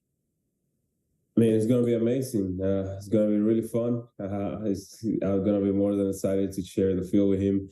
I mean, he seems a great guy. He was one of the guys that reached out to me whenever I got traded. It's going to be exciting, man. It's going to be fun. It's going to be really fun to see him play, hitting and playing outfield. Try to pick his mind when I'm there and try to, try to enjoy the moment while I'm there. We can move next to Gary Phillips. Hey, Juan. Gary Phillips from the Daily News. I'm just curious, you mentioned Aaron Judge there. Has he or any other Yankees, any other, of your new teammates reached out to you so far, and what have they had to say? Yeah, a lot of them. I got messages from Glaber, Rizzo, Gary Cole. I mean, a lot of them, they just came over. They tell me they're really excited to have me on the team, and they are looking forward to me being in spring training and get together and share talks and everything. I think it's going to be really fun. That means a lot for me. That was really special that they reached out to me and let me know how excited they are. So I think it's going to be really cool. Thanks. Gary, I think Juan in his last answer mentioned that Judge was one of the first guys that made contact with him. Yeah. Sorry about that. Had a quick cutout here. Caldera. I want Pete Caldera from The Record. I just wanted to get your thoughts on playing the majority of your games now at Yankee Stadium, what your take is on that, and for a guy whose power is traditionally left center, what that if that short right field porch might change your approach any. I mean, definitely not. I'm gonna try to keep my same approach. We all know that there's a really short porch right there, and it's gonna be on your mind. But definitely, I'm gonna try to stay in the same approach I've been doing. That's what it takes me all the way where I'm at right now. So I think there's no reason to change it. I think I'm gonna be trying to do the same thing. And if I get the chance to pull any ball and hit it that way, that's fine for me. But definitely, like you say, my strength is going left center, and I think that's what I'm gonna try to do. Next to Jack Curry. Jack. Hey, Juan, Jack Curry from the Yes Network. Pete and I are obviously cheating from the same page because I was going to ask you about Yankee Stadium too. You have 4 homers and 28 plate appearances at the stadium. I know that's a small sample size, but in the times that you have played in the stadium, how have you felt and why have you felt so comfortable and had such positive results? I mean, it's a great ballpark. It's a great batter's box. I'm not gonna lie, it feels great to stand up there. But yeah, it's it's just the way it goes. I feel comfortable to be there. I get the chance to get really good pitches in the strike zone and to do damage. And I did it at the end of the day. It's just the way it goes. I just try to do my job, try to concentrate, try to put the ball in play, and it just happens. I don't even try to hit a homers. I just try to hit low line drives to the middle, and it's just the way it goes, the game. You move to Ron Blum, fully operational video. Ron, nice going. But Hey, Juan Blum from AP. And you've been on a team that succeeded and excited the fan base in Washington, on a team that wanted to win in San Diego. Is there any change in mindset going to the Yankees where the expectation is a championship and anything other than a World Series title is viewed as failure? I think it's the same mindset whenever I go to the place. I'm more than excited to go from one team that has the chance to win a championship to another one. It's going to be really fun. It's going to be great. But definitely it's going to be the same mindset. And it's been the same mindset since 2018 when I get to the league, at least winning. That's all I care about. I come to the field thinking about winning every day. And that's what I wanted to do. I get a little taste of it in 2019. We win the World Series and everything. It was a great feeling, and I want to try to do it again. I think that was my mindset, and that's been my mindset since day one. Thank you. Peter Splendorio, did I get that right, Pete? You did, yes. Hi, Juan. It's Peter Splendorio with New York Daily News. My question for you is just, I guess you mentioned some of your new teammates. Just what do you think is the potential of this lineup? And have you kind of gotten a sense of how the Yankees plan to use you in the field, in the lineup, just some of that kind of stuff? For me, whatever they need me, I'm going to be there. I'm going to be positive to do it. Whatever spot they need me, I'm going to be ready for it. In whatever spot in the lineup, whatever position they want me to play, I'm going to be right there for them. I'm open to do it anytime. Definitely, we're going to discuss that whenever we get to Tampa at spring training. We haven't talked about that. We're still processing the trade, but definitely, whatever spot they need me, I'm going to try to do my best right there. Tim Healy, go ahead. Hi, Juan. This is Tim Healy from Newsday. You've expressed in the past that you like visiting New York, you like playing in New York. What is it about New York City that you've liked through the years as a visiting player? I mean, it's always good to see the family that I have there, family and friends that I have in New York. It's always to have them right there and come to visit sometimes. Definitely just a great vibe, a great feeling to be playing in New York and in that stadium. The fans, the crowd is just incredible. Even when they weren't cheering for me, they were really booing me and everything. I really enjoyed my time there. It was pretty cool for me, and it was a great experience. Thank you. Clappish, please unmute.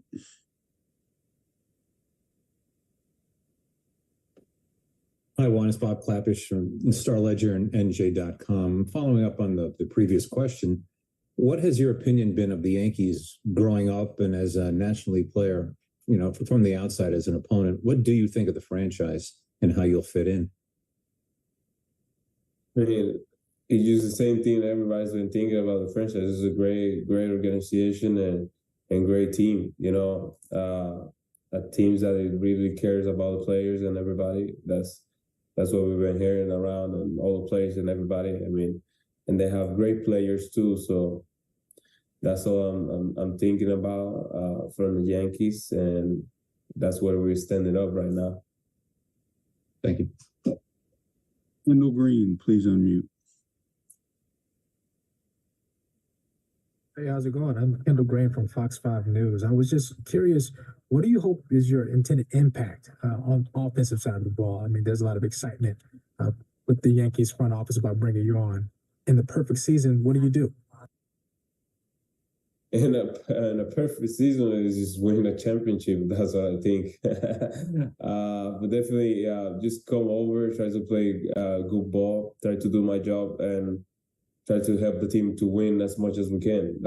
That's the mindset, and that's I think by positive, I'm gonna be positive. I'm gonna bring energy every day. I think that's what I gotta bring to the table. Everybody knows about the numbers and everything, but I think my mind thing is just to bring the energy and give those guys a good vibe to support each other and try to win a championship. John Chandler, you have the next question. Hey, Juan, John Chandler from NBC in New York here. Wondering if you go back to that first time you hit 2 home runs at the stadium, I think it was 2018. I wonder how much you've thought about that day here since getting acquired by the Yankees, and what maybe you were thinking about that day in terms of doing that in the stadium at such a young age. What I remember that day, it was incredible. I mean, it was a great feeling. I was 19 years old coming into the Yankee Stadium, one of the biggest stage in the league, and just be thinking I have family, friends in the stands. It was a pretty cool moment, you know, and get those homers to get my team the lead. It was pretty cool, and it was really amazing. Just like I say, it was a special moment, and more when I get the lead, hitting those homers, it was impressive for me and for my teammates. It just the love that they gave me, and that day it was pretty amazing memories. Dylan and Alfred, I see you guys. We're going to get to you after a couple more questions. Thanks for your patience. I appreciate it. Chris Kirshner, back to you. Hey Juan, the Dominican community in the Bronx is massive. How much are you looking forward to playing in front of them on a nightly basis? I think it's gonna be really fun, really excited. So I'm more than excited to step on that field and see how much energy they can bring to the ballpark. I think it's gonna be pretty amazing. It was pretty cool to see them from the other side, but I can imagine how it's gonna be being in the same side and hear them cheer for me. Andy Martino, you have your hand up. Hi, Juan. This is Andy Martino from SNY. Early last season, I believe you were among the guys who spoke about the pitch clock a little bit and how it was an adjustment. Just wondering how that went for you for the rest of the year in San Diego, adjusting to that new variable in hitting, and if you had to change anything. I know you're a guy that likes to take your time sometimes, and if you're more comfortable with the pitch clock now than you were early in the season. Yeah, definitely. I've been working on that. I really was getting used to it. I was really trying to find a path, trying to find a rhythm to go on the play and look at the clock. But definitely, yes, I feel more comfortable with it. I really didn't like it at the beginning of spring training and everything. It was pretty short time for me. And like you say, I take my time and I like to think what I'm gonna do on the play. So but definitely I've been working on it, and I've been getting used to it, and I think I already found my path and my rhythm to play for it. Thanks. Take these last 3 in queue, and then we'll jump to Alfred and John to finish up. David Lennon, go ahead.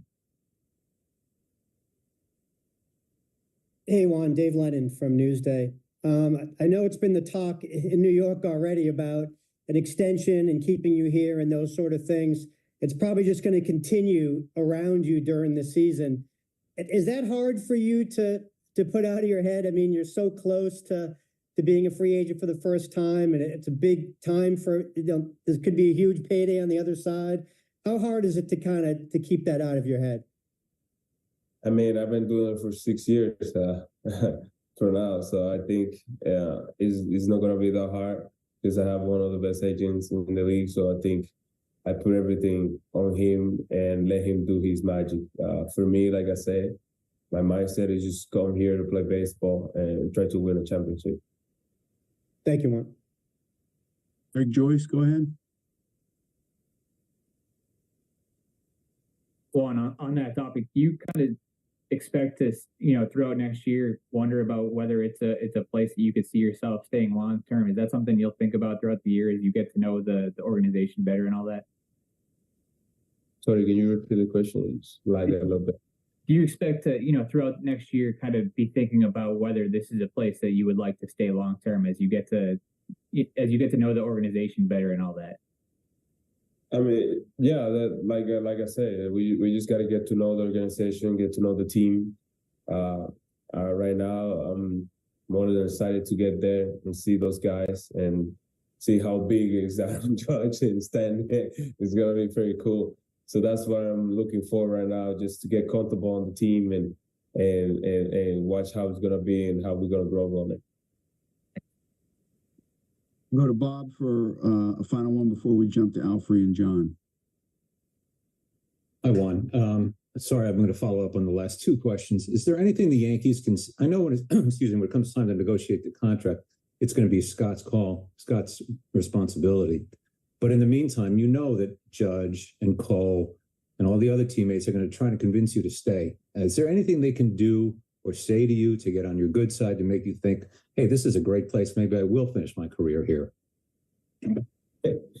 I think that's not their job. I think that's somebody else's job. I think we're here to make friends, to make good relationships, and try to be out there and play good baseball. I think that's going to be the last thing that they're going to be talking about, and we just going to go out there and try to, like I say, talk about baseball and win championships. Okay. Again, John, Alfred, I appreciate you guys hanging with it. John, you want to unmute?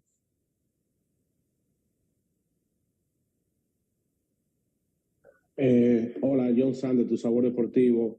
Juan, 3 equipos en las últimas 3 temporadas. Tu personalidad va de acorde con la filosofía de los Yankees. ¿Tú esperas personalmente quedarte en los Yankees de Nueva York?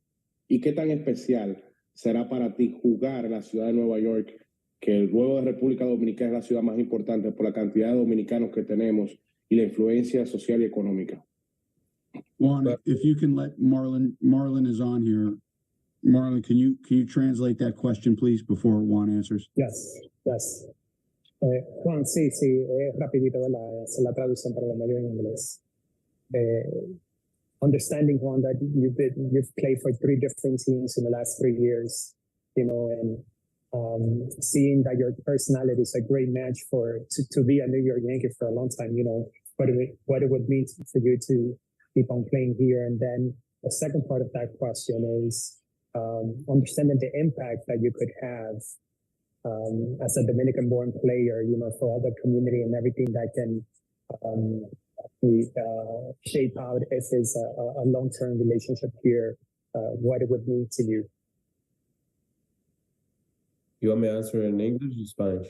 You can go Spanish, Juan, and then Marlon will translate back. Okay. Para mí será algo bien emocionante jugar en la ciudad de Nueva York.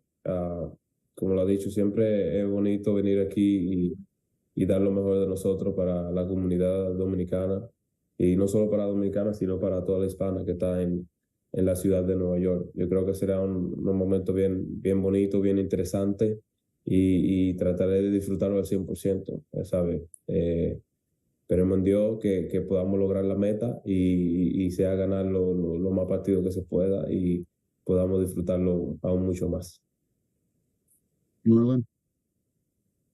Yeah, I mean, I've always said it, I think it's going to be an exciting opportunity. And like I've said many times before, I think it's going to be exciting to play in front of my family and have the opportunity to play here.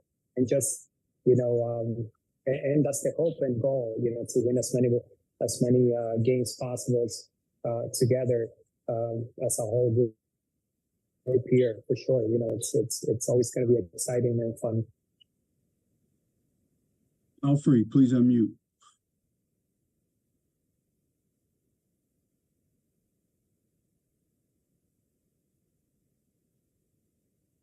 Hey, sorry, I was having trouble for unmuting. Can you guys hear me? We got you, Alfred, yeah. Perfect. Thank you, Jason. Juan, bueno, primero que nada, la bienvenida, por supuesto, a los Yankees. cuéntame, me gustaría saber cómo recibiste la noticia, dónde estabas y cuál fue tu reacción, ¿no? Al saber que te habías convertido en un Yankee de Nueva York. My question is, when was him, when he got the news that he was going to be a Yankee, and what was his reaction, his feelings about being a New York Yankee?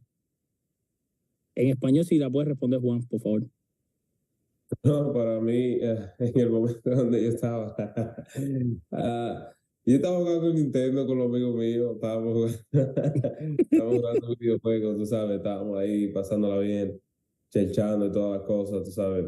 Es uno de los pasatiempos míos, tratar de jugar con ellos, compartir, hablar, chelchar lo más que podamos. Pero sí estaba ahí, recibí la llamada del gerente de los padres y me dio la noticia, tú sabes. Fue muchas emociones encontradas, fue algo, tú sabes, impactante. En verdad me sentí un poco triste, tú sabes, porque hice muchos amigos en San Diego, tremenda organización. Desde el dueño, que Dios lo tenga en su gloria, que descanse en paz, y hasta los clubes, los seguridad, todo el mundo fue en tremenda persona. Yo creo que fue una tremenda organización. Hice bastante amigos con los jugadores, me sentí bien cómodo con eso. Yo creo que fue un poquito incómodo de esa parte, pero también fue bien emocionante porque venía de una organización con chances de ganar la Serie Mundial a otra que también tienen buen chance de ganar la Serie Mundial. Al final también me sentí bien, me sentí contento de poderse venir hacia los Yankees de Nueva York y más a compartir el terreno con tanta superestrella que tiene este equipo. Oye, y antes que Marlon haga la traducción, real quick, before Marlon do the translation, ¿cómo te sentiste cuando pusiste hoy esa gorra? How do you feel when you put the hat today? I mean, it's just a different feeling. Es un sentimiento diferente, tú sabes. Una gorra de los New York Yankees, tú sabes que desde pequeño uno siempre vive viendo eso en la calle, en todos los lugares. Y ahora llegar a la ciudad de Nueva York y ponerte esto y representar a los dominicanos en Nueva York, yo creo que es una experiencia diferente y bien bonita. Alfred, you're not giving Marlon much of a chance here. I can do the translation if you want. I got it. Marlon is the best. Oh man, you know, when I received that call, I was actually playing Nintendo with my friends. Yeah, you know, it's one of my hobbies to play video games and spend time with my friends and have a good time, you know. Like, but yeah, you know, the call came in. It was GM from the Padres, and he told me the news, you know, and it was a lot of emotions, you know, a lot of good ones, a lot of bad ones. You know, I've over my time with the Padres, I got to spend and know a lot of people out there, really good teammates, including, you know, the owner who recently passed away. You know, hopefully he's up there in a good spot with God. You know, rest in peace. And definitely lots of emotions. You know, but at the same time, you know, I felt like I was coming into a great organization. You know, overall. And yeah, you asked me about the hat, putting on this Yankee hat, and yeah, it definitely fits different, you know. So it's going to be exciting, you know, to play in front of a lot of Dominican fans, a lot of fans from Latin America. It's going to be exciting, and also the fans in New York. So very excited about it. I will take one question from Felix D. Jesus. Felix, can you turn your video on? Is that possible? And unmute? No, I can't. I'm driving in traffic. Anyway, yeah. Jason, first of all, mirando aquí, Juan, Félix Jesús, parte de la transmisión de los Yankees y Listín Diario, República Dominicana. ¿Has hablado con Manny Machado, Xander Bogart y Fernando Tatis Jr.? ¿Qué te dijeron que tú venías al equipo de los Yankees? Y más que nada, ¿qué te dijeron Xander Bogart y también Manny Machado de jugar en la división este de la Liga Americana? De la Liga Nacional, o sea. Sí, hablé con Bogart y Tatis. Ellos me llamaron, estuvimos conversando. ¿sabes? Siempre son tremendas personas, esos muchachos siempre estuvieron ahí pendientes de mí. Ellos también se sintieron un poquito incómodos con el cambio, principalmente Tatis, pero así es la pelota, así es el negocio, tenemos que aceptar cómo van las cosas, pero gracias a Dios siempre son muchos cambios para bien y yo creo que eso fue lo mejor para mí y para la organización de los San Diego Padres. Yo creo que hasta ahora estamos bien, seguimos en comunicación con esos muchachos y más que contentos de tener relaciones con una relación de amistad con esos muchachos. Yeah, I definitely had a chance to talk with Bogarts and Tatis. You know, yeah, we talked about everything, the trade and everything. You know, that's how baseball goes sometimes. You know, Tatis was a little definitely sadder, but overall, you know, you create great relationships with those guys, and you know, I think at the end, it was the best decision for the Padres, and it was the best decision for me. You know, to make the trade. If you can, we Ricardo, we took our too long to switch you over. Can you take one more question, Juan, if that's okay with you? Yeah, that's fine. Okay. Ricardo, you have the last question. Please unmute. Gracias, Juan. Aquí Ricardo Montes de Oca de las Mayores. Me mencionaste ya varios latinos que se comunicaron contigo de los Yankees, pero te quiero preguntar por uno en particular, que es Jason Domínguez, que quizás, digamos, tú siempre has sido como el más joven en los equipos que has estado, pero ahora está Jason, que tiene una trayectoria similar y tuvo el problema de la lesión. Eventualmente van a compartir juntos en los Yankees. Quiero preguntarte sobre esa opinión, si has hablado con él o si esperas ser una especie de mentor también de Jason Domínguez a lo largo de la temporada. Hasta ahora no he podido tener el chance de hablar con él ni compartir ninguna plática, pero sí, todo el mundo sabe el talento que tiene ese muchacho. Al final del día es una tremenda superestrella. Veremos cuando llegue allá a Tampa o a Nueva York si tendré el chance de verlo y compartir con él. Claro está, yo estoy abierto a cualquier opinión que él necesite de mí, dársela. ¿Sabes? Las lesiones son parte del juego, así tenemos que aceptarlas, lo que tenemos que venir más fuerte después de eso, tratar de prepararnos mentalmente y físicamente para poder venir mucho mejor y con más ánimo para la siguiente ocasión, tú sabes. Todo eso pasa, al final del día él sabe qué pelotero es él, qué calibre de pelotero es él, cuánto talento tiene. So, yo creo que él va a estar bien y va a ser un tremendo pelotero para ayudar al equipo. You know, I actually haven't had the time to speak to Dominguez yet, you know, but it's clear to see, you know, the amount of talent that he has and everything that he can do moving forward. You know, unfortunately, injuries happen as part of the game, and I'm here for that, you know, to offer some advice and to, if he has any questions or anything that I can be helpful to him, you know, at the right time. I'm sure I'm going to be right there for him, you know. But eventually, you know, hopefully we'll have the time to do that. Juan, before we let you go, I actually have a question only because I think I'm going to get a lot of people texting and emailing me after we hang up. You keep mentioning family and relatives in New York. Who is here? I mean, I have uncles and friends over there that I have a lot of friends that I know from DR, but I have a couple uncles from my dad's side and my mom's side, so more than excited to share a little bit more with them. Thank you for that.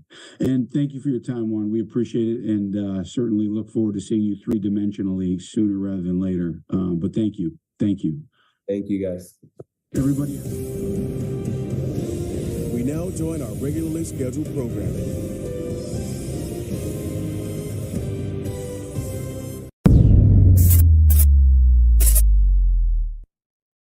I don't know if you're aware of this, Carl, but there were some people earlier this season who were really jumping out the window and saying that Kayvon Thibodeau was a disappointment. I'm not sure if you've heard that.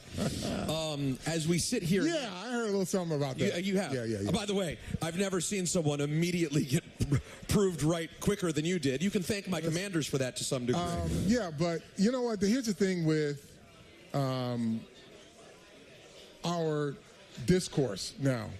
People can take a hot take and run with it, and then if you press them on it, this is not based on that situation, but many, you press them on it, and you ask them, how do you know? And if they tell you they never seen the kid play, or I don't watch him, but I've seen enough, then that's, I mean, we're in a bad state, right? And then the kid goes out and he plays his butt off, but he's always, I mean, you tell me he doesn't do something well. And this is, again, it's a Dak Prescott conversation. Everybody wants to find out what he does wrong. He's winning, right? And, yeah, Dak, you don't like Dak because of this. You don't like, well, he's winning. He continues to win. So whatever you don't like about him, he'll take winning over that any day. But what's confusing about it, Don, is Don and I have told the story many times. We saw Kayvon at training camp when he was a rookie. We didn't love our interview with him. He didn't knock our socks off, right? But then we watched him play, and we sort of said, well, personality aside, this kid's a baller. I mean, I saw him individually. He's individually beaten the Commanders now twice. He did it last year, too, with the strip sack. So I didn't know what people were seeing that they were so ready to jump ship. Well, because there was some narrative coming out of when he's coming out of college to say he doesn't play hard every play, and I think that just kind of took on a life of its own. The kid is in tremendous shape. I don't know what game it was, Seattle game maybe. He played 65 plays. He came out one play for water. But unheard of for a guy who has to rush the passer, play the run, and all that. But if he was a walk-on, you know, like Wayne Corbett was, we would be going crazy. But he was the 5th overall pick. That's the problem that happens in sports sometimes, that now you're judged where you're drafted. And I think he was put at a disadvantage because he wasn't on a great team. He was the 5th overall pick. And now you're judging him as a bust. It goes on in hockey with Alexei Lafreniere, 1st overall pick. Well, he's not Steven Stamkos. He's not Connor McDavid. Lafreniere put the team on his back the other day at overtime. So. And again, if he's taken in the 4th round, we love him, 1st overall pick. What is there not to like about the kid? His rookie year, he was hurt half the year. And then he comes back and he ends the season with like 4 or 5 sacks. Tackles for loss. So he's dispelling the narrative to begin with. When you say, well, he's a bust, well, he didn't play half his year because he had injuries. Right. When he comes back, he's playing well and he picks up where he left off. But it's the negativity that has kind of, I don't want to say it's ruined the fans' experience, but it has taken some objectivity out of it because people who sometimes position themselves as authorities because they talk loud and they can scream you down, people perceive them as right. That's not necessarily the case. But it's even in politics. Well, yeah, of course. I mean, that's our national discourse. And also, Carl, you're at a disadvantage because, you work for the Giants, so of course you're going to talk him up. But if anybody, I don't care. But here's the I do. You don't care. Two things can be true. If you've seen me or listened to me on a broadcast, I'm more critical than Carl. You and Bob are more critical. I make no apologies. Michael and I, because we have kids. I mean, we can't sit there. I'm not a sick guy like Dave Rothenberg who just tells his family to go scratch. So a lot of times I'm in the car, and I love you and Bob, so I listen to you. If they listen to you and how critical you are during games, they wouldn't have that opinion. But in life, it's always, he works for the Rangers. So problem. That's a them problem. That's not a me problem. Yeah, right? exactly. Well, it shouldn't. Because if you take your time to listen, then you'll know, I know a little something about this, and I'm not afraid to speak on it. I want to get to what transpired. We're like talking around it. And I've known Brandon forever. We used to work with him. I consider him a friend. I don't know Sal. I know Sal too. I don't know Sal. Was that uncomfortable for you to like be put into the spotlight about something that, you walked off the show, you didn't want to be, or they hung up and then you didn't want to come back? Was that an uncomfortable thing for you? No. Really? My father was a great debater. I got no problem with debate. I have a problem with debating someone who will not acknowledge facts. It's a waste of time at that point. And let me just say this. I got nothing but love for Brandon. He's my guy, right? I don't know Sal. But I respect his fandom. I respect his enthusiasm. But the realization came to me after that, yes, nobody wants to be, and I'm saying something, folks, that I've said to them. So I'm not, nobody, don't think I'm taking shots, because I've had these same conversations with them and their program director. Yes, it's disrespectful to be hung up on. But that, we had that conversation. But the realization to me is that that's not a platform I want to be on, right? And I'm not telling you facts are not facts. I think they speak facts a lot, right? But when you want to have a position on someone and you want to ask me about it and you tell me you haven't seen that person or you don't watch that person, then I'm like, well, what are we talking about? Because I'm going to tell you what he's doing. And if you can only tell me what he's not doing, then you're not paying attention to what he's doing. Were you insulted that you got hung up on? Yeah, to a degree. Yeah. Yeah. But you know what? You move on. It's you know, like I said, I had conversations with every one of those individuals. And it just wasn't for me. You know, you realize I don't want to say I'm bigger than them, but I'm bigger than arguing back and forth with people. I got a lot of other things that interest that benefit from me doing things the right way. That's how I built my brand. That's how I built the stuff that we're doing right now. Thank you for the support in broadcasting this. But I'm not going to buffoon myself, right? And not that they're asking me to, but going back and forth when a fact is sitting right here as plain as this cup. Right. I'm not. It's a cup. Don't tell me. You can tell me it ain't. I'm telling you it is. Well, and also, like we like to say on the show, you also have a couple of rings jingling and jangling around in your pocket. That's besides the point, right? No, but it's worth a level. I saw the anger in the fans defending a guy who brought joy to a fan base here who deserves respect. You know what? I would tell you, Michael, the thing that got me was I'm being treated like Carl from Sea Caucus. Right. Like, I'm not a regular caller, right? And I try to bring things that are either make people smarter or more informed about a subject. And again, we're done with the you hung up on me part of it. You go home and you sit and you think and you say, this ain't where I want to be. It's not the platform that's for me. And it works for them and good. You know, I'm wishing everybody the best, but it wasn't for me anymore. I mean, it just, when you have that, it's almost like you have that one argument and you be like, okay, no, I'm not doing this anymore. Yeah, right. I'm not doing this anymore. Whoever's right or wrong in this, I'm just not doing it anymore. And that was kind of where I was. And again, I don't take shots, because if I'm saying it here, I've already said it to the people that were involved. So there's nothing groundbreaking here. So did you talk to Gio after his words on the air? That conversation hasn't happened. It's not going to happen. Because those were loud words. Those were very loud words. Well, here's the thing.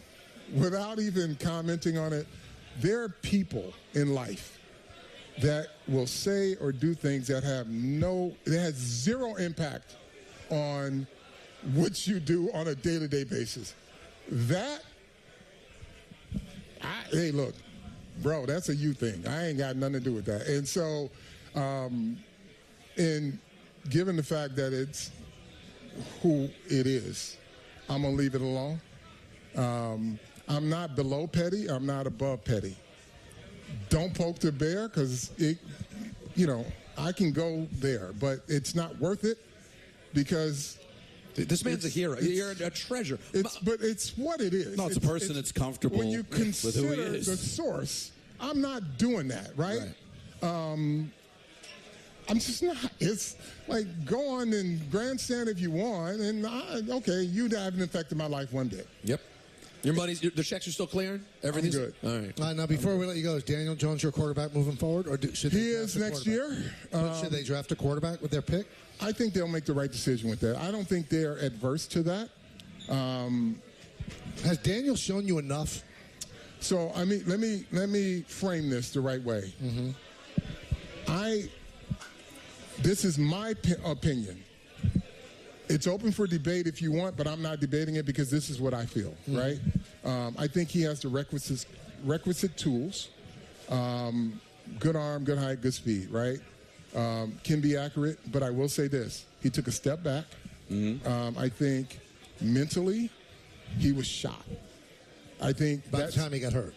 By the time he got hurt, he was shot. The lack of time, just constantly He was getting hit a lot. And I mean, when I talk about free runners, the one that put him out the first time, he got whiplash. He got hit so hard. And I think the Dallas game, he took some hits late in that Dallas game, and I think this started to set the table. Why do you think he was still in that game? Yeah, do you ever? I question that too. I think only the coach can tell you that, and probably in hindsight, he probably would have pulled him out. But late in that game, he took some shots. And I think that started the process because every team, and I said it after that game, if I'm a defensive coordinator, at the top of my scouting report, pressure Daniel Jones early, he'll make bad decisions. And I think by the time we got to week 4, he just wasn't seeing it because he had gotten hit so much. So, yes, I think he has the requisite tools.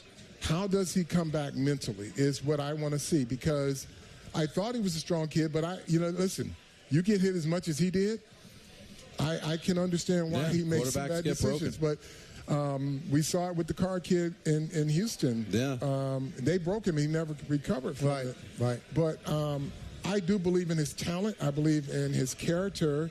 But he did step back. I'm not afraid to say that. He made some bad decisions this year, but I kind of understand why without even being an apologist. I do understand why. I've been that guy who hit those quarterbacks and made them bad. So.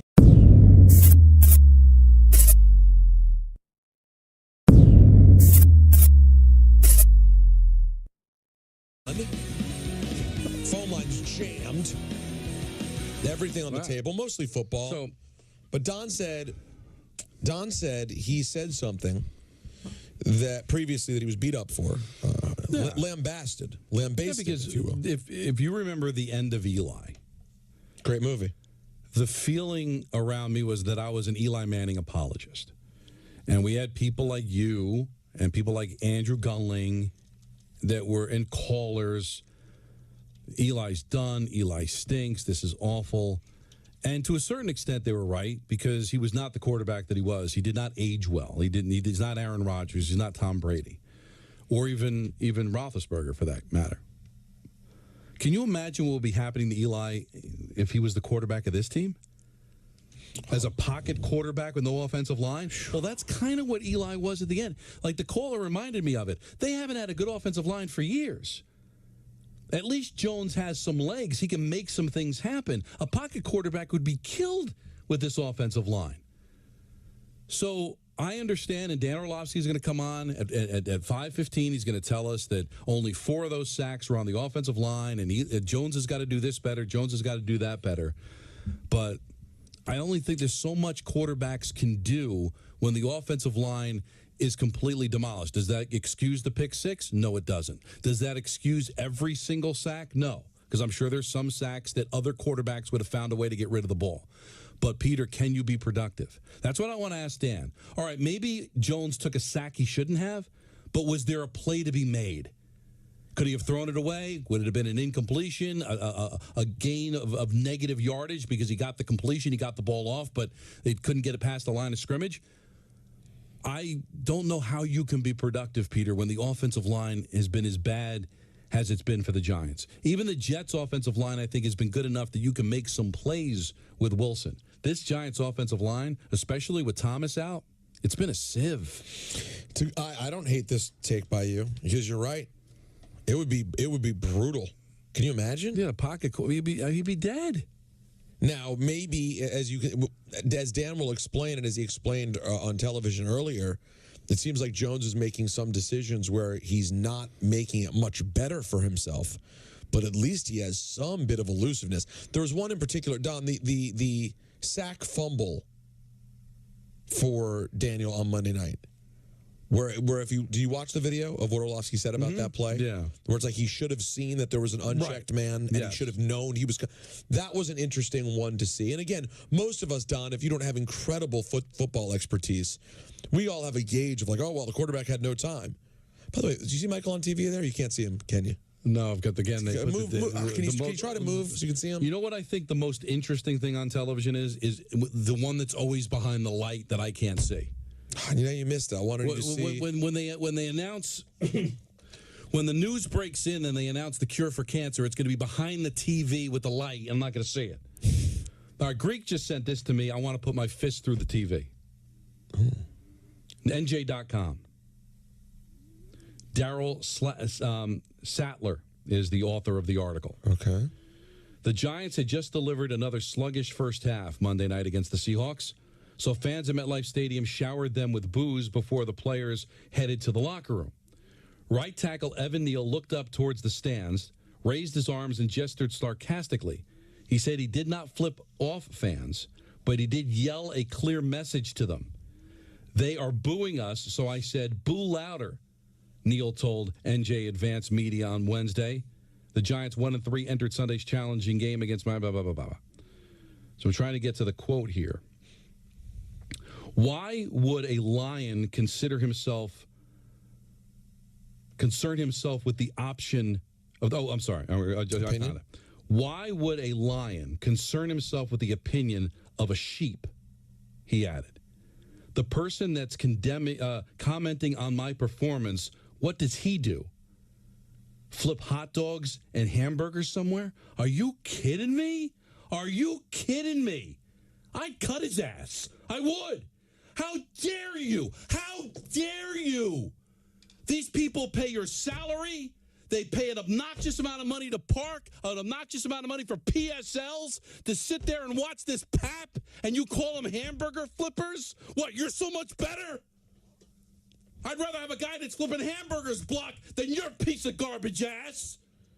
Who the hell are you to talk to fans like that? You piece of garbage. I hate when players do that. You're not above us. What, because you happen to play a sport? You make them, you're better than me? You're better than the people that pay your salary?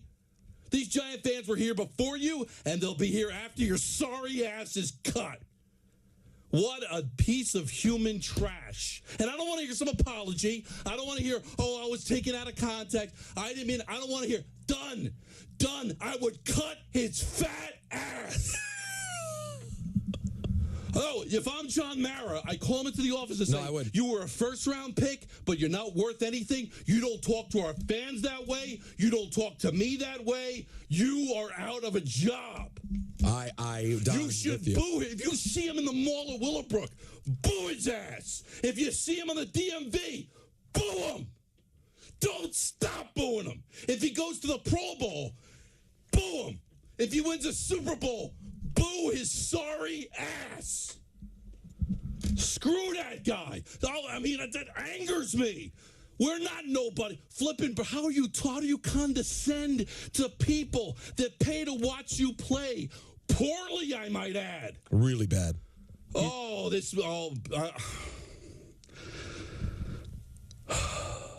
I hate players like that. I thought it was going to end. I was going to say, if the whole thing was he just said boo louder, I was going to be like, so he's saying like we deserve it. Like, no, keep the boos coming. That's where I thought you were going. Flipping hot dogs. Think about how wrong I was. I thought he was going to say, no, keep booing. We deserve to be booed. There are people in the stands that are doctors. They cure diseases. They're Giant fans, too. There are people that are architects. They build bridges and buildings. You block poorly. Don't ever talk to anybody like that again. Seriously, I don't care. First round pick, how much money hit to the cap. That would really show me something. Cut. And I know he'll get picked up. He'll play someplace else. One day you're not going to play football anymore. And if there's a God up above, it'll be soon.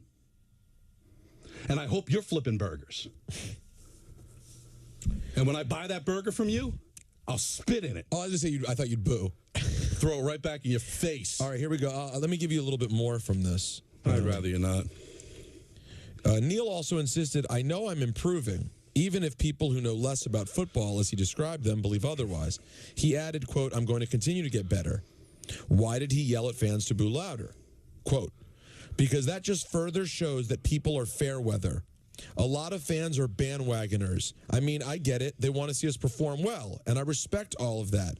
But no one wants us to perform well more than we do. And how can you say you're really a fan when we're out there battling our asses off and the game wasn't going well? But the best you can do is boo your home team? So how much of a fan are you really? Here's the thing, Evan. They don't believe you're battling your ass off. They think it's a weak effort.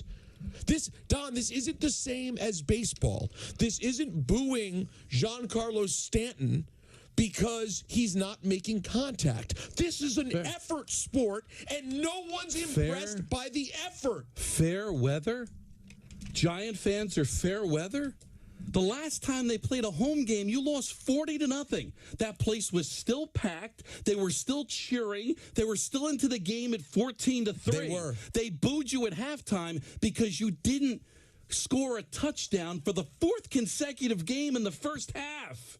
At that moment, you guys were down, just fair weather. At that moment when they booed you at halftime, you guys in 2023 in MetLife Stadium were down 54-3. Fair weather. 54-3. Fair weather. Fair weather. Fair weather. Are you nuts? Fair the weather. You're the one who just called the fans hamburger flippers because you didn't like the way they cheered you. Wow, and you're a turnstile. It's insulting to not. All right, it's one thing to insult us to say our opinion doesn't matter, but flipping burgers and hot dogs. I got news for you. People that flip burgers and hot dogs can't afford the PSLs and the money it costs to park and all that, and they still find a way to go in to see the team because they love the team and they care about the team and they've been with this team forever. Evan, honestly, Evan, you blocked your own teammate on Monday. God, you blocked your own teammate. I don't get these players. I don't understand. What do they expect us to do? Cheer you as you come off the field? But also, what is this, college? But also, why are you taking it personally? You signed up for listen, you work very hard. No one thinks that you made it there by accident, okay? Everybody knows that pro ball players worked their tail off to get there. We all know that. But you also get paid an exorbitant amount of money for a reason. And it's funny because the main culprits, the people who the players seem to blame the most, are the reason you're paid the exorbitant money. You love to go after the media who broadcast your games to the world and the fans who are the only reason these companies can afford to pay you. Why take it personally? Just take the L. Especially football fans. You think they wanted to be there for another night game disaster? People that live in South Jersey, people that live out on Long Island, where it literally takes them 3 hours to get home after these games. The experience of watching an NFL game in person isn't nearly as good as sitting home on your couch and watching it on a big jumbo screen in HD. But these people want to be there to see their team play. These tickets have been handed down from father to son, from grandfather to great-grandfather. They've been in these families for years. These people support the team, win, lose, or draw. A lot of miserable, awful, ugly seasons and games to get disgraced by the Dallas Cowboys, disgraced by the Philadelphia Eagles, week in and week out, and yet still go and still love this team and still paint their face and buy the jersey to watch this team. You bet they deserve to boo you when you play poorly. And how dare you disrespect those fans that pay your salary?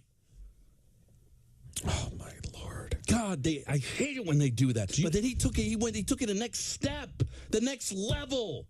Who are you? It wouldn't be right to do if he was a Pro Bowler and had 7 Super Bowl rings. You think he deserves to do it for a guy that barely deserves to be on the field?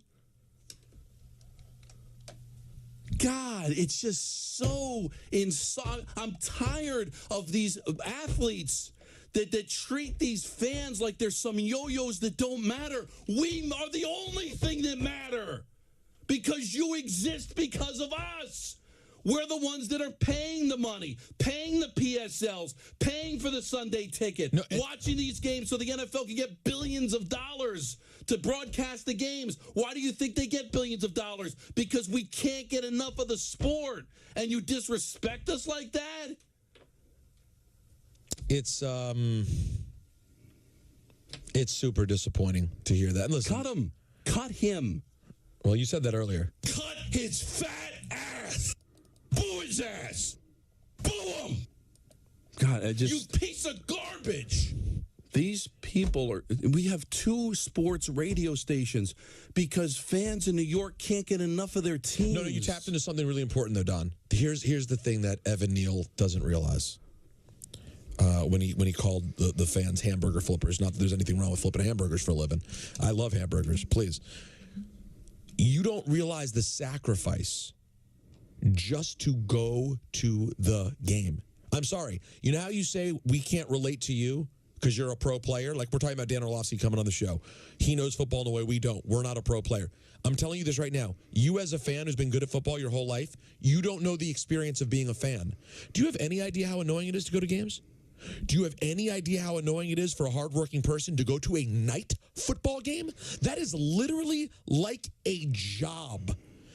At home, Don, you know what you do when Daniel Jones throws the pick 6 and the game goes 21-3? You turn on Monday Night Raw and call it a day. But when you're at the game, you have to stick it out. You hope they could turn it around because guess what? You're seeing the people pour out of the building. You're thinking about the line to get on Route 3. And then you're going, oh, my God, what time am I getting home tonight? What time do I have to drop the kids off at school? What do I have tomorrow? It's a legitimate sacrifice to your week to go to a night game. It's amazing to me that the people that are so important get so disrespected. Why do you think you make the money that you make? If there were no fans or media, it's called people who are really talented playing football outside by themselves. I'm sorry, win over. No, you got to talk to me about bath fitter, Don. I believe. I don't want to. Well, can you? Cool off in the bath.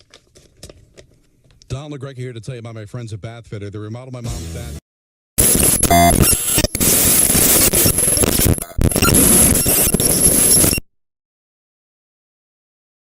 Hello? What's up, Vin? There we go. How you doing, guys? Good. How are you? Guys, I don't understand this Rodgers thing. I just don't see it working. He's here for 1 year, take his $58 million, and run. He had the worst career of his. He had the worst year of his career last year. That was horrible. He didn't throw for 300 yards once last year. Was 1-3 against the AFC. He got beat by the Lions twice. It's not the guy doesn't want to put in what it takes to win anymore. It's not like Tom Brady coming to Tampa. Tom Brady does everything he can to win. This guy's not working out. He's not doing nothing. He's not doing nothing. But how do you explain 2 years ago he won the MVP? So he just lost that desire last year? Back-to-back MVPs. That's 2 years ago. 2 years ago was a long way when you're 38, 39, wait a minute. 40 years old. He had an injured thumb. One season ago, he won the MVP. Right. And then the year before that, he won the MVP. The season before. Right, and the season before that. And the season before that. And here's my question. Where would the 37... So what is he coming here, to win an MVP or win a Super Bowl? See, now you're changing the argument. Well, you can win the MVP and win a Super Bowl. You can do both. Now, Vinny, tell me this. Where would the 3,700 yards, 26 touchdowns over 12 picks put him in best Jets quarterbacking seasons? His down year last year. But he won 8 games with the Packers. The Jets won 7 games with Zach Wilson. It would have been top 5 Jets quarterbacking seasons of all time. Aaron Rodgers has those. He still won 8 games last year. The Jets is he playing with the Packers roster here or the Jets roster here? Right. The Jets have a very good team that won 7 games in spite of their quarterback last year. If you put the exact same stats with Rodgers last year, don't talk over me. You don't win arguments by talking over me. You do not win arguments talking over me. You do not win arguments talking over me, okay? You lose them by listening. because you're going to lose this one. You listen to me. No, I'm not going to listen to you because your comments are ignorant. He won back-to-back MVPs. If he threw for 3,700 yards and 27 touchdowns on the Jets last year, they win 11 games to make the playoffs. You won 7 games basically with no quarterback last year. What he did with the Packers last season is irrelevant because the Packers stunk and yet still almost made the postseason. You've got a great roster. Let me make my argument now. Go because you're really doing an awful job. Just let me make my argument. The Jets won a once-in-a-lifetime miracle against Cleveland. Okay? They beat the Dolphins. Mm-hmm. Dolphins had their third-string quarterback. Okay. Every game they won was against the third stringer. They also you also beat the Buffalo Bills and Josh Allen. And lost a game to the Patriots that you absolutely shouldn't have lost. It was in spite of Zach Wilson, I know. Everything's in spite of Zach Wilson. You know what? You just keep losing, man. You're having fun with it. You enjoy being miserable. No. You know what scares you? It scares you is having a relevant team. You love just sitting there watching the Jets lose every Sunday and go, boy, do I wish I'd have a chance at a Super Bowl. Boy, wouldn't it be fun if my team was any good? Because you love being miserable, you love being disappointed, and you love just having that dark space in your heart. Instead of actually bringing in an actual quarterback that can help you win games, because then your team's relevant. Then you have a chance to win, and you might get hurt. That's why, man. I could pick your brain apart, man. You need a psychologist. Vinny, you want Zach Wilson as the quarterback? I think he got done wrong last year. All right, you know what? Goodbye, because you know what? I'm not having a conversation with someone that is that ignorant on the subject. That was me. That was me who hit the drop button the second he said it. I'm sorry. If you really did he got a bum rap? They gave him 2 opportunities. They benched him and then put him back in the game. He had some of the best receivers. Couldn't do anything with them. Stop. I'm telling you, I've got them figured out. They just love being miserable because you can't get hurt, Peter. When you sit in your troll home with a lawn chair instead of a couch, watching a TV on top of a broken TV, you can't be disappointed. You just go through life never being disappointed because your life is nothing. But now I'm giving you a gift of a chance. But you know what could happen with that chance? You might fail. You might fall. But you know what? At least you took a journey. At least you tried. Now, Don. Get off the lawn chair. Put the noodles down. Yeah, but and experience life.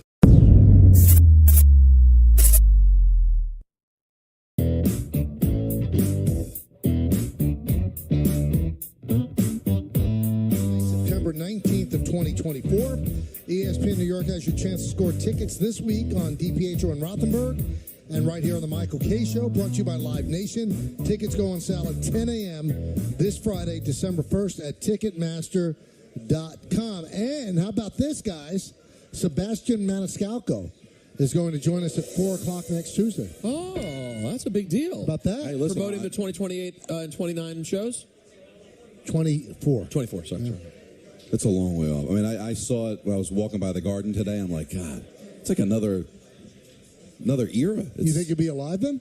We hope so. You know, I'm just saying. I'm asking. Well, no one can. You know what? I'm going to say no. I'm going to say I don't think there's much of a shot. Now, what am I supposed to say? But it is weird. I mean, no offense to the people of the garden or Sebastian himself, but like September. Well, Can I enjoy my summer? But how about Christmas? He's not on the talk about that. He's on the talk about his new show, the Bookie. Right. He's on to talk about the book. Yeah. He is very funny. I love him. Did you see the movie? Which one? With Robert De Niro? No. It was very good. I saw the trailer. Well, that's not seeing the movie. I never claimed I saw the movie. I'm just what's the movie called again? My father. The father-in-law or the father. No, it's his father. It's his life story, essentially. Oh, it's actually Maniscalco's story. Yeah, I mean with tweaks, but it's essentially his. I still maintain the rise of comedians is sort of like the weirdest of all stars. But it's not that weird because comedians are acting. About my father. What? About my father. That's it. It was about his father. Not that. I don't mean the acting part. I just mean the way that they can sort of become huge and it feels overnight, but it's not overnight. Like Maniscalco is not overnight. Right. But in a real way, I felt like one day I was living my life and I'd never heard of this guy my entire life. And then I saw he's selling out MSG. Like, it's just weird how comedy works that way. They build their following. Also, the streaming services help. Yeah, it's no different than in music. I mean, there's a lot of bands you're like, oh, it's a new band. Well, they've been around for 20 years. They finally have a hit song, and they have their moment. And then where they hit the mainstream, but they've had their people. I mean, we were talking about Andrew Dice Clay last week. I don't think there's ever been a bigger moment than Andrew Dice Clay. I mean, he went from banging the bushes, so to speak, to going and playing Madison Square Garden, and then it faded out. That's why I respect guys like George Carlin, who never had the Garden moment, but stayed consistent for decades. That's the hard thing to do. That's the Rolling Stones. That's the Beatles. That's why. Say whatever you want about the last couple of years and where he's gone with stuff. That's why there's not even, to me, a close second. Chappelle is the comedian of this era for what he's done over the last 20 years. Yeah. This run of, he can just show up and announce an arena, and then 2 weeks later, he's at MSG in front of 17,000 people. Yeah, it's amazing. It's unusual. We were talking yesterday about the Albert Brooks documentary. Sure. In it, we found out, I bet you didn't know this, I didn't know it. Lorne Michaels and Dick Ebersol offered him the permanent hosting job of Saturday Night Live when they started. Oh, we'll just have a full-time host and it'll be you. This week it's Timothy Chalamet, and the next week it's going to be Lady Gaga. No. He was going to be the guy every single week. Wow. And he said it'd be better if we alternated hosts. And then he did, short films for each. That's where he was the one that developed the short films in Saturday Night Live. I got to tell you, I don't know if you're a big fan of Albert Brooks. I came away with two things. I had no idea, and I'm a fan, that he was as big as he was, and that he is the comedian's comedian. Like David Letterman said in the documentary, I'd rather have his career. And he dated Linda Ronstadt. He was a real... Yeah. He was a ladies' man. And it's a throwaway in the documentary, which is money. Was Linda Ronstadt considered Oh my God! Oh my Peter. God! No, I mean I don't know much by Aaron Neville and Linda Ronstadt, but I don't. No, Linda Ronstadt was. I was in utero when this was a thing. No, but again, Michael's line. No, it's not true. Linda Ronstadt's public hotness is not something that transcends the Civil War. No, you're wrong. Go look at the cover of the album where she's wearing roller skates. Go do that, okay? And then shut your trap. Yeah, but I'm just telling you right now. I just looked at John. He gave me the look in my. Don't go by John. Go look up Linda Ronstadt's I'm not doubting whether or not I'm going to find an attractive picture. I'm saying I didn't know that was part of the Linda Ronstadt brand, like Dolly Parton. That she was attractive? Not really. I just thought she had a beautiful voice. She also was a beautiful woman. Listen. I'm a bad person, okay? Where Linda, I didn't know you were hot. I'm sorry. You're still hot. I don't know. I was not suggesting. I don't know much, but I know I love you. No much. Let's take some phone calls. 1-800-919-3776, but we'll do it after I tell you about Black Friday now at Bay Ridge Honda. Your family-owned and operated dealer for over 60 years.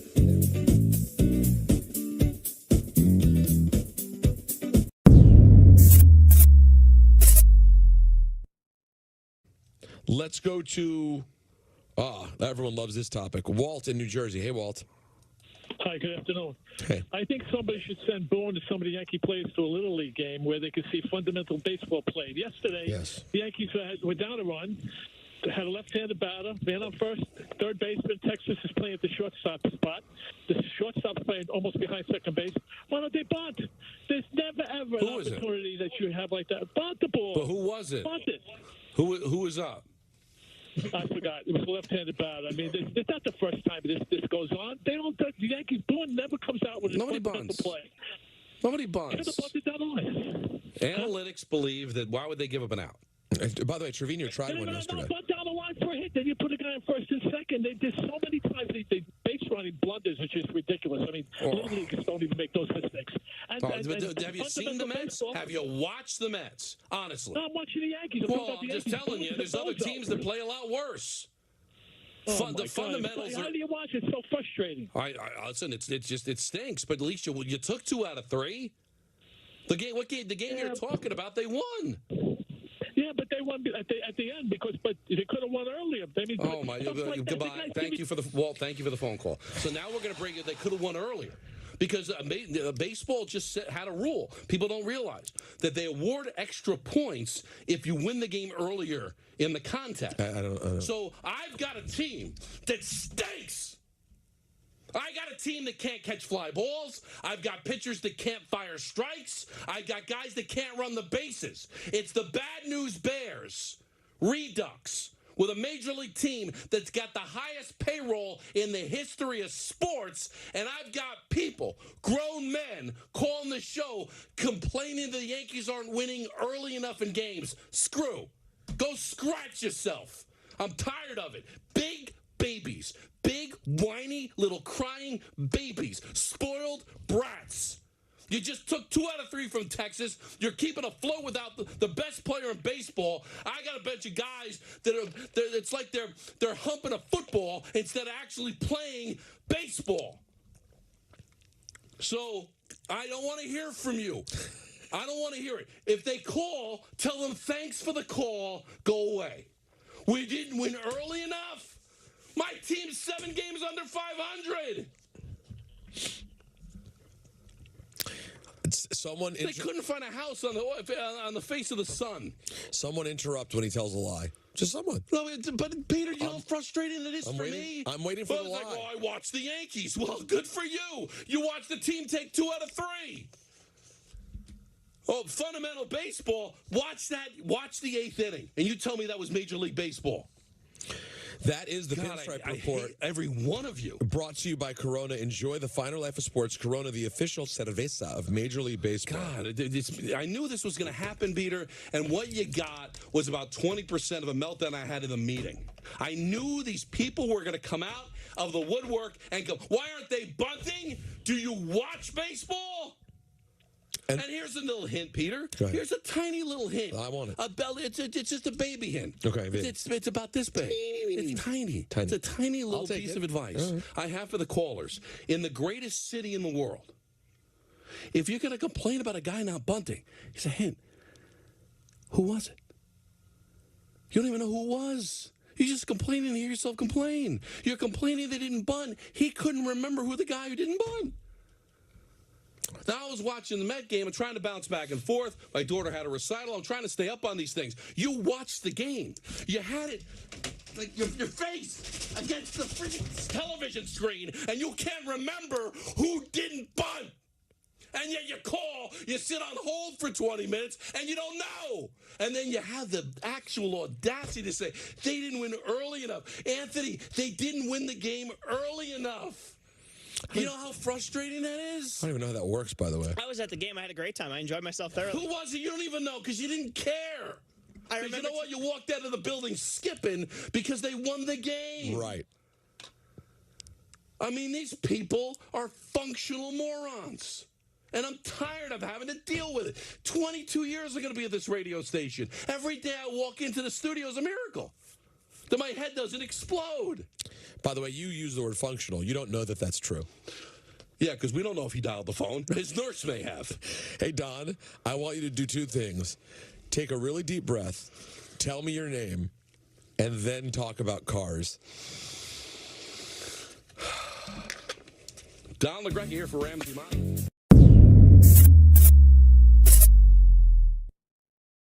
Do you realize what the Yankees did? They went out and got one of the best players in baseball, period. They went out and got one of the best players in baseball history through the age of 24, period. They have made their lineup a formidable foe for any pitcher. Imagine whoever leads off, whether it's LeMahieu, whatever, Judge, Soto, Stanton, Rizzo. That's pretty good. That's pretty good. I mean, imagine the first inning of a game. You can't miss the first inning. You get to the ballpark early. You're going to turn on Yes early. You're going to turn on Amazon early. Because Soto is a guy who demands the spotlight. He is that good. I am not dealing in hyperbolics here. Believe me. Take a look at his numbers if you get a chance. Is he the perfect ball player? He's absolutely not the perfect ball player. He's not a good fielder. He's not a great base runner. And I'm a guy who likes a complete ball player. But you know what? It doesn't matter. He's a great hitter. He's left-handed. He's 25. He doesn't strike out a lot. He walks a lot. He has an incredibly high OPS. He's going to hit and provide protection behind Aaron Judge. And I know the Yankees gave up a lot for him. But the bottom line is, it's a deal you have to make. It's a deal that every team would probably have wanted to make. The Yankees can absorb the money, and they made their team so much better than the team that was an utter disappointment last year at 82-80. Last night, when it came down at around 10-15, you know what? You have to sit back and go, wow, that is a gutsy, evil empire sort of move by the New York Yankees. They had a major flex. They went out, and they got the best player available on the trade market, and I think they deserve plaudit for it. They really do. Well, the only reason it's gutsy is because he could be gone this time next year. Yep. Because when you really look at what they gave up, and it's a lot, 4 pitchers, and Higashioka, who's a nice player, is you can live with that. You could certainly live with that. You know, Yankees have the wherewithal to replace those starting pitchers, and they're going to have to. They don't have a 5th starter right now, and we'll find out if Yamamoto is on the way, and that'll make Yankee fans feel even better.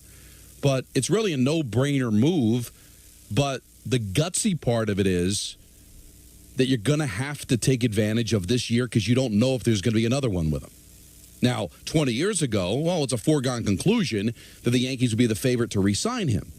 And I guess they still technically are because he'll get a chance to be around the Yankees for a year, and maybe he'll tell Scott Boras, listen, I'm staying here. Make it work here.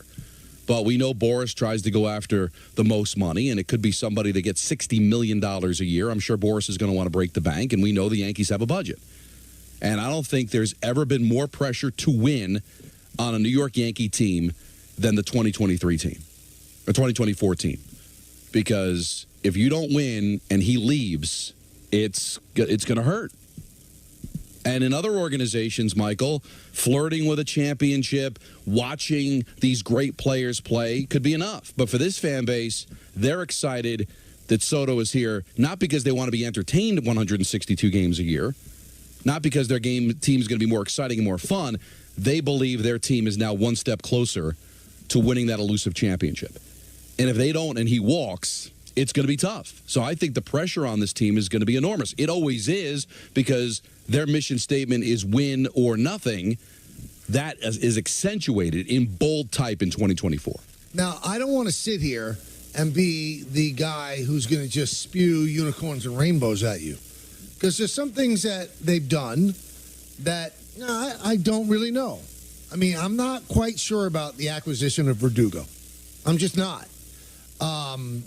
I think that Verdugo throws a wrench into the outfield situation that forces Aaron Judge to play center field. Not what I like. Brian Cashman spoke today. Aaron Boone spoke as well yesterday and said, opening day tomorrow, Aaron Judge is the center fielder. So you're weakening your defense in several spots in the outfield if you do that. And also, I mean, you know, once somebody becomes a Yankee fans are only going to look at the positive. There's a lot of baggage that comes with Verdugo. I mean, you look at his minor league life when he was at the Dodgers, some bad things in there. You look at the fact that Alex Cora, a very well-respected manager, sat him down twice because he didn't think he hustled last year in Boston. So I've not heard the best things about him. Maybe a change of scenery is what he needs. Not quite sure about that move. Now, also what happened with the trade with Soto is you gave up all of your pitching depth. Because the Yankees know, and Brian Cashman said again today, we're looking for pitching. Because their situation right now, you know what it is? Garrett Cole, and let's cross our fingers. That's what it is.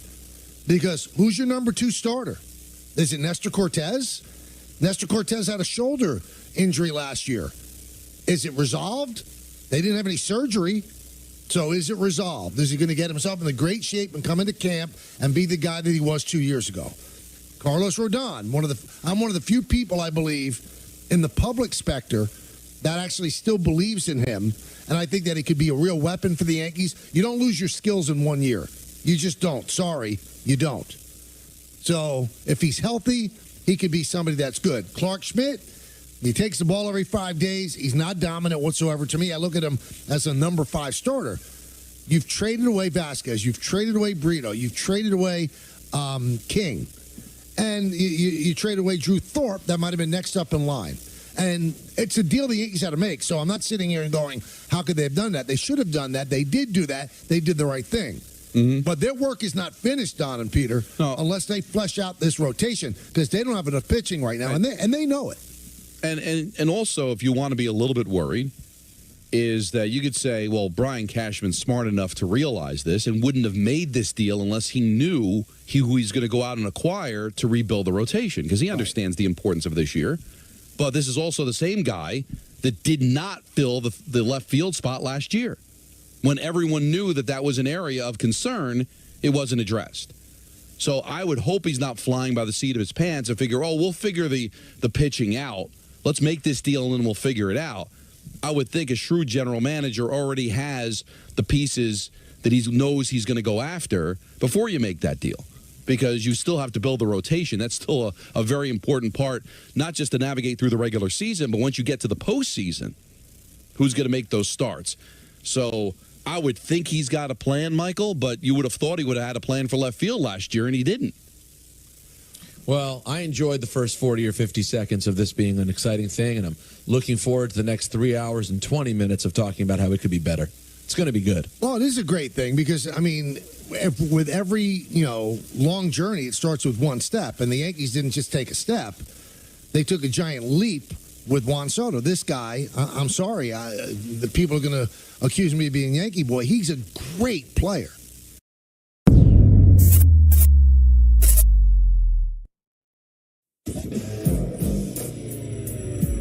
There's no better ENN than the ENN before somebody's going on a honeymoon to Brazil. You know what I'm talking about? I've heard that stat. It's a really high percentage. It's like 10-0 against the spread. What did Michael go for his honeymoon? Do you remember? I did what Peter did. I went much later. I didn't go right after my wedding. Where did you go? I went on a cruise to the Bahamas, St. Martin, and St. Thomas. That sounds nice. Where did Michael go? I don't know. Well, I'll tell you what. You know what I think it was actually? What was a lot of people don't know this. Michael's honeymoon was actually a Yankee cruise. Jolio seems to think Italy. Does that ring anybody? I know he went to Italy. I don't know if that was his honeymoon. Maybe. Oh, he hated Rome. Oh, Greek suggested Italy. Greek might know. So we've gone to some nice exotic places for our honeymoon. Good on us. ENN, by the way. Brought to you by SecurityDodge.com. See Michelle Scalise. Come get some. Yeah. Go ahead, Peter.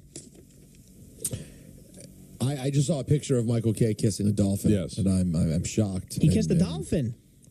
Yeah. Don't tell Jody. By the way, I'm surprised Captain Literal Man doesn't consider that cheating. Well, he said, don't tell Jody. I'm sure Jody took the picture. Right, but on some level, he's serious. What if it was another he's dolphin? like, well, if he saw a picture of Jody kissing the dolphin, he wouldn't let Jody back in the house. Near a dolphin. No. So he did do an excursion, because that's excursion stuff, right? If that kiss got out of hand, guys, right? Well, and what do you led mean? to a little something. What? Would that make Aaron Rodgers' injury feel better? Oh. The sounds that it would make? Only if he would heard that it, count? though. Does it have to be dolphin on dolphin, or just a dolphin needs to be involved? It's a great question, Don. One that we can't answer. But we should all be careful on the subject before Michael gets a text from a, quote, friend who tells him that we're insulting. All right, let's say good evening to Don and Peter. Which Jonas brother was the host of that? Was that Nick? I have no idea. How about Don and Peter again? Can you name all the Jackson 5? No. Go ahead. Give it a shot. Listening comprehension today was very high. But he just didn't. He heard it. He didn't accept. That was blatant disrespect. I didn't care. Listen, disrespect. But you can't put then pressure on me to come up with it when I flat out said no when you asked. How uncomfortable is that for Don? Because he had the out. He goes, I have no idea. And it's like, all right, give it a shot anyway. It's like, whoa, I thought I was good. You know what? That's a bad job by me. That's like Stephen A. didn't want to play the game, like name that player, and they just go, no, go ahead. I don't want to play. Yeah, or with the Jonas one, was that Nick, Peter? And you said, I have no idea. No, you got to tell me. Was it Nick? Now, what else? But admit it, Don. You're ashamed. Your family's ashamed that you didn't get Jermaine. Just admit it. My mom doesn't care, and nor does my brother. So you're wrong. The family doesn't care. But Jermaine should have been somebody that I thought of. At least I didn't say LaToya. Okay, fair. You did start talking about Janet though, which is troubling. I said she was too young. I was just trying. There's no girls. But in I was desperately trying to. What I was doing, Peter, was I was desperately trying to show the Jackson, mob fans out there that I do have some knowledge of the person. Got it. That's fair. You would think that was it for today, but no. You didn't honor your Nick tease. Oh, I'm going to. You were? You didn't need me to remind you? No, I did. And hi, Peter. Cool. And Griffin. What? And fake Richard. Two of the biggest globes you'll ever see. Unbelievable. Thick Fred's right out. Anyway. And real Richard. Fellas, I'm 68 and a half. Good point by somebody on Twitter that said, of course, Richard's not just 68, he's 68 and a half. I'm surprised my little, back and forth with Griff didn't make a drop. With which one? My, Dick Late Griff Early. Yeah. I said it again, so... I played it once. Lake Dick. Hey, how are you? Let's get into ENN, shall we? I guess that's not going to make a run, Peter. Probably not. You're a big boxing guy, right? I hate boxing. What I've been doing lately is kickboxing. Got a good future. Don McGregor's Kickboxing Update. So, I had a couple of obligations today and tomorrow that cut into the kickboxing. So I went Monday, Tuesday, Wednesday. I want to go 5 days a week. I want to keep this going. I don't want to miss because then I don't do the weekend, and the next thing you know, you miss 4 days in a row, and now it's over. So what I did today, Peter, it's boot camp day. Is this unprecedented? It's boot camp day today. So you know what I did? I went to the 6 a.m. class. Oh, it was tough, but I'm so happy I did it. 6 a.m. Peter knows this. I don't know how you do it, Peter. It is so it's darker than night. Like, there's just something about getting in the car at 5:30 in the morning and it's. Don, did you say get in the car at 5:30? Yeah. I haven't gotten in the car at 5:30 since 2012. That's madness what you're doing. Well, 5:30? My first break is at 6:30. Well, that's all I'm saying. That's is too early. You thank God. 6 on the dot.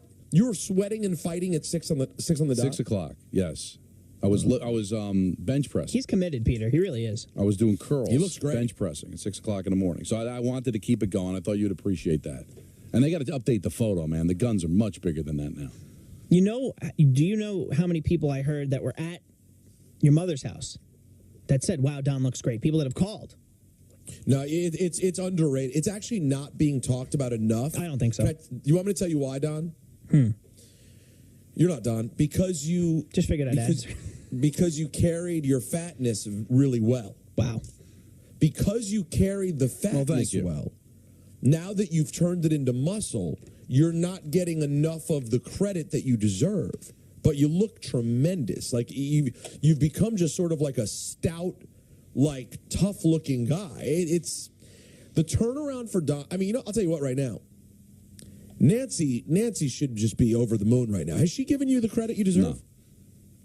No. Really? Which I take as a compliment because it doesn't. Here's the point: in the stage of our relationship, it doesn't matter. She loves me whatever presentation I'm in. At least that's what I tell myself. Right, sure you do. Dua Lipa, you go, damn. You know what, Don? I'm going to say something here because I had an old-fashioned. Old-fashioned, Jace, a delicious Mr. Katz. I'm going to say something right now. Yeah, virgin old-fashioned. Yeah, it was. Of course, obviously. Virgin fashion. Verge fashion. I'm going to tell you right now. I'm going to say it. She should give you a hall pass. That's how good you look right now. I'm telling you, it should be a gift. It should be like for bringing her this much visual satisfaction. She should in be your giving, pants. Yeah, sure. Can any of these stories have a happy ending? In your pants. Wait a minute. Now, whether you actually play it out, whether it has to be someone like Dua Lipa. You want to see the matter? Whatever it is, Donnie, you deserve it because you look like a friggin' dream. I don't know if it's me or the honeymoon talking, but I'll tell you what. You're looking good, my guy. Smoke weed every day. I'm getting a lot of feedback from people. I just want to mention this. Okay. Remember the yo-yo that called yesterday about the Chris Mara said? Uh-huh. And I just thought, like, I'm getting people like, I can't believe you fell for it. Apparently it wasn't true. And I wasn't even sure it was true when it was said, but I just kind of made the point off the point. But, like, people are like, I can't believe you fall for it. Well, I screened that call, and I said, I don't see that anywhere, and I don't think it happened. He's like, well, I'm going to get the guy's thoughts on it. And I said, well, do you know where it came from? He said, no.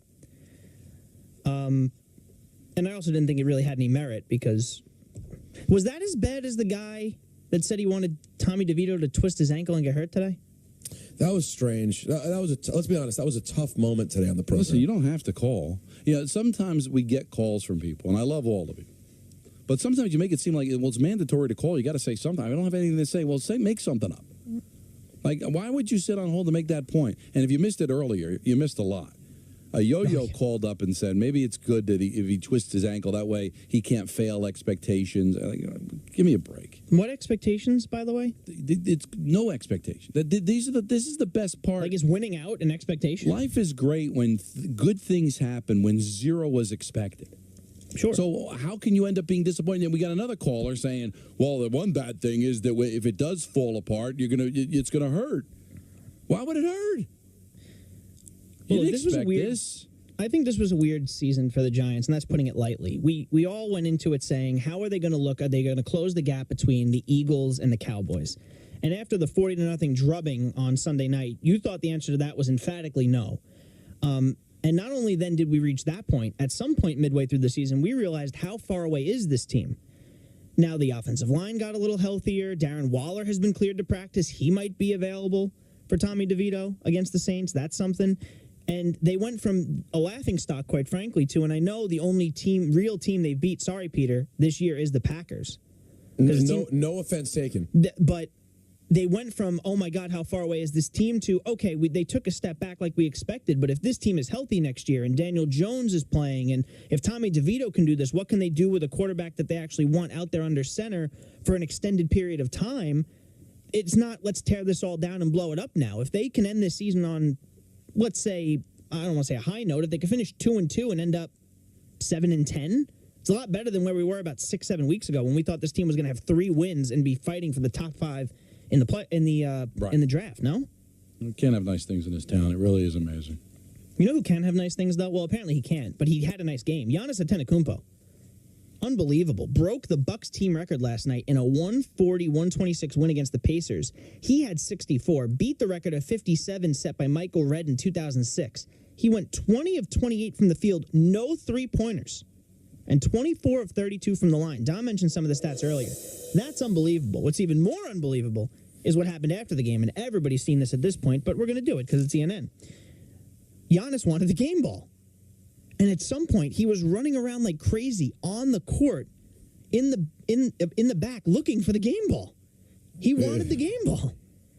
So they had to ask Giannis, what was going on with the game ball? I knew they had the game ball. I didn't think they had the game ball. I knew they had the ball. First of all, you cannot. I don't know how it works, but I assume I cannot just walk in any arena that I play and just take the ball. Like Dame was 5th of all time. I scored 60. At the end of the day, the ball that they gave us, I offered it to Dame. I scored 60. He scored multiple times 60. He scored 70, and he should have had the ball. But at the end of the day, I don't think it's fair for anybody. And I understand. I understand when you score your first point in the NBA, you want to have the ball or whatever the case might be. But at the end of the day, we're talking about the guy that skipped Kyle Korver in the all-time list, and in my opinion, I feel like we should all, kind of stop what we're doing and appreciate greatness. A lot going on there. Giannis really wanted that ball. First of all, I need a drop when Anthony went, where's the game ball? That was something. Thank you. I think. I also have to say something about Giannis. Yes. Okay. Giannis would be such a heel at times if it wasn't for his accent. Okay. When you're in America, because we're stupid, and I say that with all due respect, because we're dumb, we're charmed easily by an accent. There are things he said there that if just came from an American would sound so nozzly, but you sort of give it a pass because it's Giannis. But at the same time, he is kind of right. He's one of the GOATs. He's getting up there. It's his career high, Don. It's 64. But here's when I need some understanding. Sure. Because I thought the same thing as you just did. Is he referring to himself as being great? Does he want the ball? It sounded to me, unless I misunderstood, He wanted to give it to Lillard. And when he talked about greatness, I think he was talking about Dame. So does that change your opinion if he was running after the ball all for the sake of honoring Damian Lillard? It does. But it seems like it's a lot. It is. No, it is a lot, but... Wait, well, pardon me, I'm dumb. I'm going on my honeymoon. Why would he be giving it to Lillard? Because he scored 60 multiple times, and I guess because... Did he pass Kyle? He said something about Kyle Korver. I guess he passed Kyle Korver or something? Yeah, so I think he wanted to give it to Dame. Oh, he passed Kyle Korver in points? Yes. I mean, Lillard had 21 Fifth all-time in last. three-pointers now is Damian Lillard as a result of last night. So when he's talking about greatness and he's talking about getting that makes no sense, though, Don. I'm sorry, Lillard's last of the three to get the game ball. Also, passing Kyle Korver in threes, and almost in a disrespectful way, it's like, all right, great for the kid in Indiana who got his first points, but Damian Lillard being fifth all time in points and me breaking the Bucks' all-time points in a game record, those are far more important. Right. So he's almost ranking both of them ahead of what. Right, but it sounded to me like, because Lillard's scored 60 multiple times, I want to honor the greatness of Damian Lillard today by giving him my game ball. So does that Is that what he said? Is that what he meant? It sounded like it from there. Yeah. You guys want to hear the other side from Rick Carlisle, the Indiana coach? Sure. Sure. Real quick. Okay. Chris Haynes, yes, NBA insider, says the Pacers took the game ball away after Antetokounmpo's performance, then took off toward the Pacer locker room to try to retrieve the ball. So they tried to go ahead and gather the information here and put together what exactly was happening. So it's crazy because they had Kareem Abdul-Jabbar and Oscar Robertson, and this is the all-time it's crazy, great right? scoring night for this organization. Michael Redd, to you and me. Now, they got the Pacers got the ball because there was a Pacer who scored his first point, correct? Yes. That Pacer also scored in the in-season tournament final, but that doesn't count. Right. And I believe the point came on a foul shot, which kind of takes a little bit out of it. But if he's giving it to Dame, which I think he was, does that change your perspective at all? No. Okay. It changes it to be not as selfish, but I still think the whole thing was a lot. That's where I am. It is. No, it's a lot. Here's Rick Carlisle. There's a misunderstanding about the game ball. It was Oscar Tshiebwe's first official NBA point, so we always get the game ball. We were not thinking about Giannis's franchise record, so we grabbed the ball, and a couple of minutes later, several of their players ended up in our hallway, and there was a big, I don't know what to call it, a fracas, melee, whatever. I don't think any punches were landed, but my general manager got elbowed in the ribs by one of their players, so he certainly has a bruised rib, and who knows if it's anything more than that. But unfortunate situation. We don't need the official game ball. There's two game balls there. We could have taken the other one, but it didn't need to escalate to that. And so really unfortunate. Third game we played these guys within 2.5, 3 weeks. Things are heated with the competition, and I understand all that. But for it to come into the hallway didn't need to happen that way. He's right. Because I'm sure if Giannis absolutely. just asked for it, they would have gave it to him. Well, did you see the mic'd up stuff that's on social media, guys? I think they said you're not getting the game ball or you're not getting this ball. There was a lot there. Well, but and maybe Carlisle's right. But like 3 times in 2.5 weeks, these guys may not like each other all that much right now. And the Pacers didn't know that a franchise record was broken, so there's Nor that. should they, Now, quite frankly. to me, the biggest question of all is Miele on the same plateau or stage as Mangi? Who said Miele? Carlisle. Carlisle, he corrected himself pretty quick, though. Okay. Well, that's better, because Don, the troubling thing about Michael was he couldn't correct himself on Mangi because he didn't know. He went, do you have the drop over there somewhere? He went mangy. It's the Johnny Damon one. I should put that on You never said Michael's mangy. You ended up, we had to say, do you mean mangy? Yeah, so it's a different level, I think. Shohei Ohtani was introduced today, guys, and there's something interesting about that contract or details of that contract that I think might interest you as well. Apparently, first reported by the AP and then confirmed by ESPN, Shohei Ohtani can opt out of his 10-year, $700 million deal if Dodgers owner Mark Walter or president of baseball ops Andrew Friedman are no longer involved with the team. So that can be one of two things, Rocky. One, yeah, Rocky. Those guys are locked in for 10 years. Or, if there is turmoil at any point with the Dodgers, Shohei Ohtani can get up and leave and start this whole process over again. I get it from his standpoint. You know, if everything goes south and he's signed with the Dodgers as presently constituted, and if major changes, let's see, he's running the team, especially with all the deferred money. You know, you want to make sure you have that money. Listen, they gave it's a very imaginative contract for the luxury tax, and also, you know, I guess when you give somebody that much money, it's kind of said he's running the team. He is going to decide who his manager is, who his general manager is, by the fact that he can walk away from that contract. Something we haven't talked about in a while is the pursuit of Yamamoto. Yes. John Heyman on MLB Network earlier today said that he believes there are co-favorites for him. Yankees and Dodgers, I think, are the favorites at this point. Obviously, Ohtani was in that meeting, as Russell Dorsey related there. You know, the interesting question, I think, is if he does want the big stage, does he want to share it with Ohtani? Obviously, the Dodgers are a fantastic team. Ohtani makes them even better. Maybe he wants to go and be part of a super team, or maybe he'd like a little bit more of the spotlight himself, and hard to believe he can get more of the spotlight in New York, but that's probably the case here. Can I? Please. I love all these people. They're all good people.